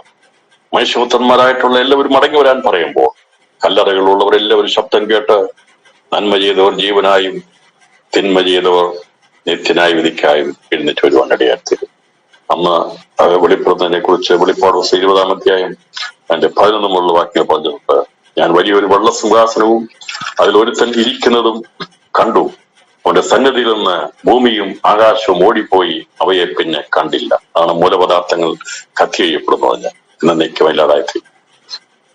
മരിച്ചവർ ആബാലവൃന്ദം സിംഹാസനത്തിന് മുമ്പിൽ നിൽക്കുന്നതും കണ്ടു. 1-ാം സങ്കീർത്തനം വായിച്ച 3-ാം വാക്യം മർത്തിനെ ഭൂമി പൊടിയിലേക്ക് മടങ്ങി ചേരുമാറാക്കുന്നു, മനുഷ്യപുത്രന്മാരെ തിരികെ വരുവിനെന്നും അരുളി ചെയ്യുന്നു. അപ്പം ഈ പറഞ്ഞിരിക്കുന്നത് അന്നത്തെ ദിവസമാണ്. മരിച്ച ആബാലവൃന്ദം സിംഹാസനത്തിന് മുമ്പിൽ നിൽക്കുന്നതും കണ്ടു. പുസ്തകങ്ങൾ തുറന്നു. ജീവന്റെ പുസ്തകം എന്ന മറ്റൊരു പുസ്തകവും തുറന്നു. പുസ്തകങ്ങൾ എഴുതിയിരിക്കുന്നതിന് ഒത്തവണ്ണം മരിച്ചവർക്ക് അവരുടെ പ്രവൃത്തികൾക്കടുത്ത ന്യായവിധി ഉണ്ടായി. സമുദ്രം തന്നിലുള്ള മരിച്ചവരെ ഏൽപ്പിച്ചു കൊടുത്തു. മരണവും പാതാളവും തങ്ങളിലുള്ള മരിച്ചവരെ ഏൽപ്പിച്ചു കൊടുത്തു. ഓരോരുത്തരും അവന്റെ പ്രവൃത്തികൾക്ക് അടുത്ത വിധി ഉണ്ടായി. മരണത്തെയും പാതാളത്തെയും തീപ്പൊയ്കയിൽ തള്ളിയിട്ടു. ഈ തീപ്പൊയ്ക 2ാമത്തെ മരണം. ജീവവസ്ഥയിൽ പേരെഴുതി കാണാത്ത യവനെയും തീപ്പൊയ്കയിൽ തള്ളിവിടും. കർത്താവ് അന്ന് യഹൂദന്മാരോട് പറഞ്ഞത് ഈ വിഷയം വെളിപ്പാട് പുസ്തകത്തെ അത് വിശദമാക്കി രേഖപ്പെടുത്തി വെച്ചു. അന്ന് യേശു സൂചിപ്പിച്ച വിഷയത്തിന്റെ യഥാർത്ഥമായ ആഴം മനസ്സിലാക്കി കിട്ടുന്നത് ദൈവത്തിന്റെ പരിശുദ്ധാത്മാവ് നയിക്കുന്ന ദൈവസഭയ്ക്ക് മാത്രമാണ് എന്റെ മർമ്മം മനസ്സിലായത്. അന്ന് യഹൂദന് അത് മനസ്സിലായില്ല. എന്നാൽ ദൈവത്തിന്റെ കൃപയാൽ ഇന്ന് നമുക്ക് മനസ്സിലാകും. മോശ പറഞ്ഞ വിഷയം അത് 3-ാം അധ്യായത്തിൽ 90-ാം അധ്യായം 3-ാം വാക്യത്തിൽ മർത്തിനെ പൊടിയിലേക്ക് മടങ്ങിച്ചേരുമാറാക്കുന്നു, മനുഷ്യപുത്രന്മാരെ തിരികെ വരുവിനെന്ന് മള്ളിച്ചേർന്നു. യേശു കർത്താവ് ആകാശം ഭൂമിയും തങ്ങളുള്ളവരെ ഏൽപ്പിച്ചിട്ട് ഓടിപ്പോകുന്ന സന്ദർഭത്തിന് മുമ്പായി മനുഷ്യപുത്രന്മാരെ മടങ്ങി വരുവീൻ എന്ന് പറയുമ്പോൾ സമുദ്രത്തിൽ ദൈവം സൂക്ഷിച്ചിരിക്കുന്ന ആത്മാക്കളും അധമപാതാളത്തിൽ ദൈവം ശേഷിപ്പിച്ചിരിക്കുന്ന വിചാരണ തടവുകാരായിരിക്കുന്ന പാകളായിരിക്കുന്നവരുടെ ആത്മാക്കൾ ആ ശബ്ദം കേൾക്കും. അതുപോലെ തന്നെ നരകമാകുന്ന ആ മരണത്തിൽ അവിടെ കഠിനപാകളായിരിക്കുന്ന അവരും ആ ശബ്ദം കേൾക്കും. മനുഷ്യപുത്രന്മാരെ മടങ്ങി വരുവീൻ എന്ന് സംസാരിക്കുമ്പോൾ 3 തലങ്ങളിലുള്ളവരാണ് അത് ശബ്ദം കേൾക്കാൻ പോകുന്നത്. കഥാ പറഞ്ഞ ഈ വചനത്തിന്റെ ആഴം കൂടി ഇന്ന് രാത്രി മനസ്സിലാക്കണം. ഇതൊക്കെ ആശ്ചര്യപ്പെടുന്നത് കല്ലറുള്ളവരെല്ലാവരും അവന്റെ ശബ്ദം കേട്ടു. ഏത് ശബ്ദമാണ്? മോശ നേരത്തെ എഴുതി വെച്ചു. മനുഷ്യപുത്രന്മാരെ മടങ്ങി വരുവീൻ, മർത്തിനെ പൊടിയിലേക്ക് ചേരുമാറാക്കുന്നു. സമുദ്രത്തിൽ വീണ് മരിക്കുന്നതിനെ കുറിച്ചല്ല പറഞ്ഞിരിക്കുന്നത്, പൊടിയോടുള്ള ബന്ധത്തിലാണ് പറഞ്ഞിരിക്കുന്നത്. അപ്പോൾ മടങ്ങി വരുവീൻ എന്ന് പറയുമ്പോൾ ശബ്ദം കേട്ടു. ആരൊക്കെ കേൾക്കും? ഒടുക്കത്തെ നാളിൽ ആരൊക്കെയാണ് കേൾക്കാൻ പോകുന്നത്? നമ്മൾ അന്ന് കേൾക്കാനുള്ളവരല്ല, നാം അതിനു മുമ്പായി കാഹള ശബ്ദം കേൾക്കാനുള്ളവരാ. ജയാളികൾ കാഹള ശബ്ദം കേൾക്കും. അതെ, ഞാനും നിങ്ങളും ഈ ദിവസങ്ങൾ കാത്തിരിക്കുന്നത് മനുഷ്യപുത്രന്മാരെ മടങ്ങി വരുവീ എന്ന് പറയുന്ന ശബ്ദത്തെങ്കിൽ വേണ്ടിയല്ല കാത്തിരിക്കുന്നത്. കാഹള ശബ്ദം കേട്ട് യേശു കർത്താവ് മധ്യാകാശത്ത് ഇറങ്ങി വന്ന് നമ്മെ കൂട്ടിക്കൊണ്ടുപോകും. ബഹുമാനത്തോടെ അവന്റെ മണവാട്ടിയെ കൂട്ടിക്കൊണ്ടുപോകുമ്പോൾ ആ മണവാട്ടിയിൽ ഉൾപ്പെടുവാനുള്ള വലിയ ഭാഗ്യം ലഭിച്ചിരിക്കുന്ന, സ്വർഗത്തിൽ പേരിരിക്കുന്ന ആദിജാതന്മാരുടെ സഭയിൽപ്പെടുന്നവരാണ്. അതല്ലാതെ ഒടുക്കത്തെ നാളിൽ നടക്കുന്ന ആ പുനരുത്ഥാനത്തിലല്ല ദൈവസഭയുടെ പുനരുത്ഥാനം. അതുകൊണ്ട് ഇവിടെ പറഞ്ഞിരിക്കുന്ന കഥ പറഞ്ഞിരിക്കുന്ന മർമ്മം അന്ന് പറഞ്ഞു തുടങ്ങിയത് അതിന്റെ നിത്യജീവനുള്ള ബേസിക് അടിസ്ഥാനമിട്ടാണ് യേശു പറഞ്ഞതെങ്കിൽ എന്ന് സംഭവിക്കുന്നു എന്നുള്ള വെളിപ്പാട് പുസ്തകത്തിൽ വെളിപ്പെടുത്തുമ്പോൾ കർത്താവ് ഇവിടെ പറഞ്ഞത് ഈ പറയുന്ന പുനരുത്ഥാനം ഏറ്റവും അവസാനം നടക്കുന്ന പുനരുത്ഥാനമാ. കലറയുള്ള എല്ലാവരും അവന്റെ ശബ്ദം കേട്ട് നന്മ ചെയ്തവർ ജീവനായും തിന്മ ചെയ്തവർ ന്യായവിധിക്കായും പുനരുത്ഥാനം ചെയ്യാനുള്ള നാഴിക വരുന്നു എന്ന് പറഞ്ഞിരിക്കുന്നത് 1000 ആണ്ട് വാഴ്ച കഴിഞ്ഞ് ഒടുക്കത്തെ നാളിൽ നടക്കുന്ന സംഭവമാകുന്നു എന്നാണ് ദൈവം പറഞ്ഞിരിക്കുന്നത്. അതേക്കുറിച്ച് ദൈവം വെച്ചാൽ വരുന്ന ദിവസം നമുക്ക് ചിന്തിക്കാം. ഞാൻ വിശ്വസിക്കുന്നു ദൈവത്തിന്റെ ആഴങ്ങൾ മനസ്സിലാക്കുവാൻ താല്പര്യമുണ്ടെങ്കിൽ ദിവസങ്ങൾ പഠിക്കണം, ഗ്രഹിക്കണം. വചനം വായിക്കുമ്പോൾ നമ്മൾ ഏത് ഭാഗത്താണുണ്ടെന്നുള്ളത് നോക്കി വേണം ജീവിക്കുവാൻ. അതെ, നമ്മൾ ഭാവികളായിരുന്നു, മരിച്ചവരായിരുന്നു. കൃപയാൽ കർത്താവ് വചനം കേട്ട് നിത്യജീവൻ പ്രാപിച്ചു നമ്മുടെ പേര് ജീവവസ്തുവിൽ വന്നു. അവിടുന്ന് അതിൽ മാത്രം ഒതുങ്ങി നിന്ന് കഴിഞ്ഞാൽ, നാം മരിച്ചു കഴിഞ്ഞാൽ കർത്താവിന്റെ മധ്യാകാശ പരവെങ്കിൽ എടുക്കപ്പെടുത്തൽ 1000 ആണ്ട് വാഴ്ചയിൽ കാണത്തില്ല. എന്നാൽ നാം വളർച്ച പ്രാപിച്ച്, തികവ് പ്രാപിച്ച്, കട്ടിയുള്ള ആഹാരം പ്രാപിച്ച്, നന്മകളെ തിരിച്ചറിഞ്ഞ് ക്രിസ്തുവിന്റെ പ്രായത്തിൽ തികവോളം എത്തിയെങ്കിൽ മാത്രമേ അവന്റെ വരവിൽ എടുക്കപ്പെടുവാൻ കഴിയുന്നുള്ള സന്ദേശം ഒരിക്കൽ കൂടി കൈമാറിക്കൊണ്ട് വിരാമപ്പെടുന്നു. നമ്മെ ധാരാളമായി അനുഗ്രഹിക്കട്ടെ.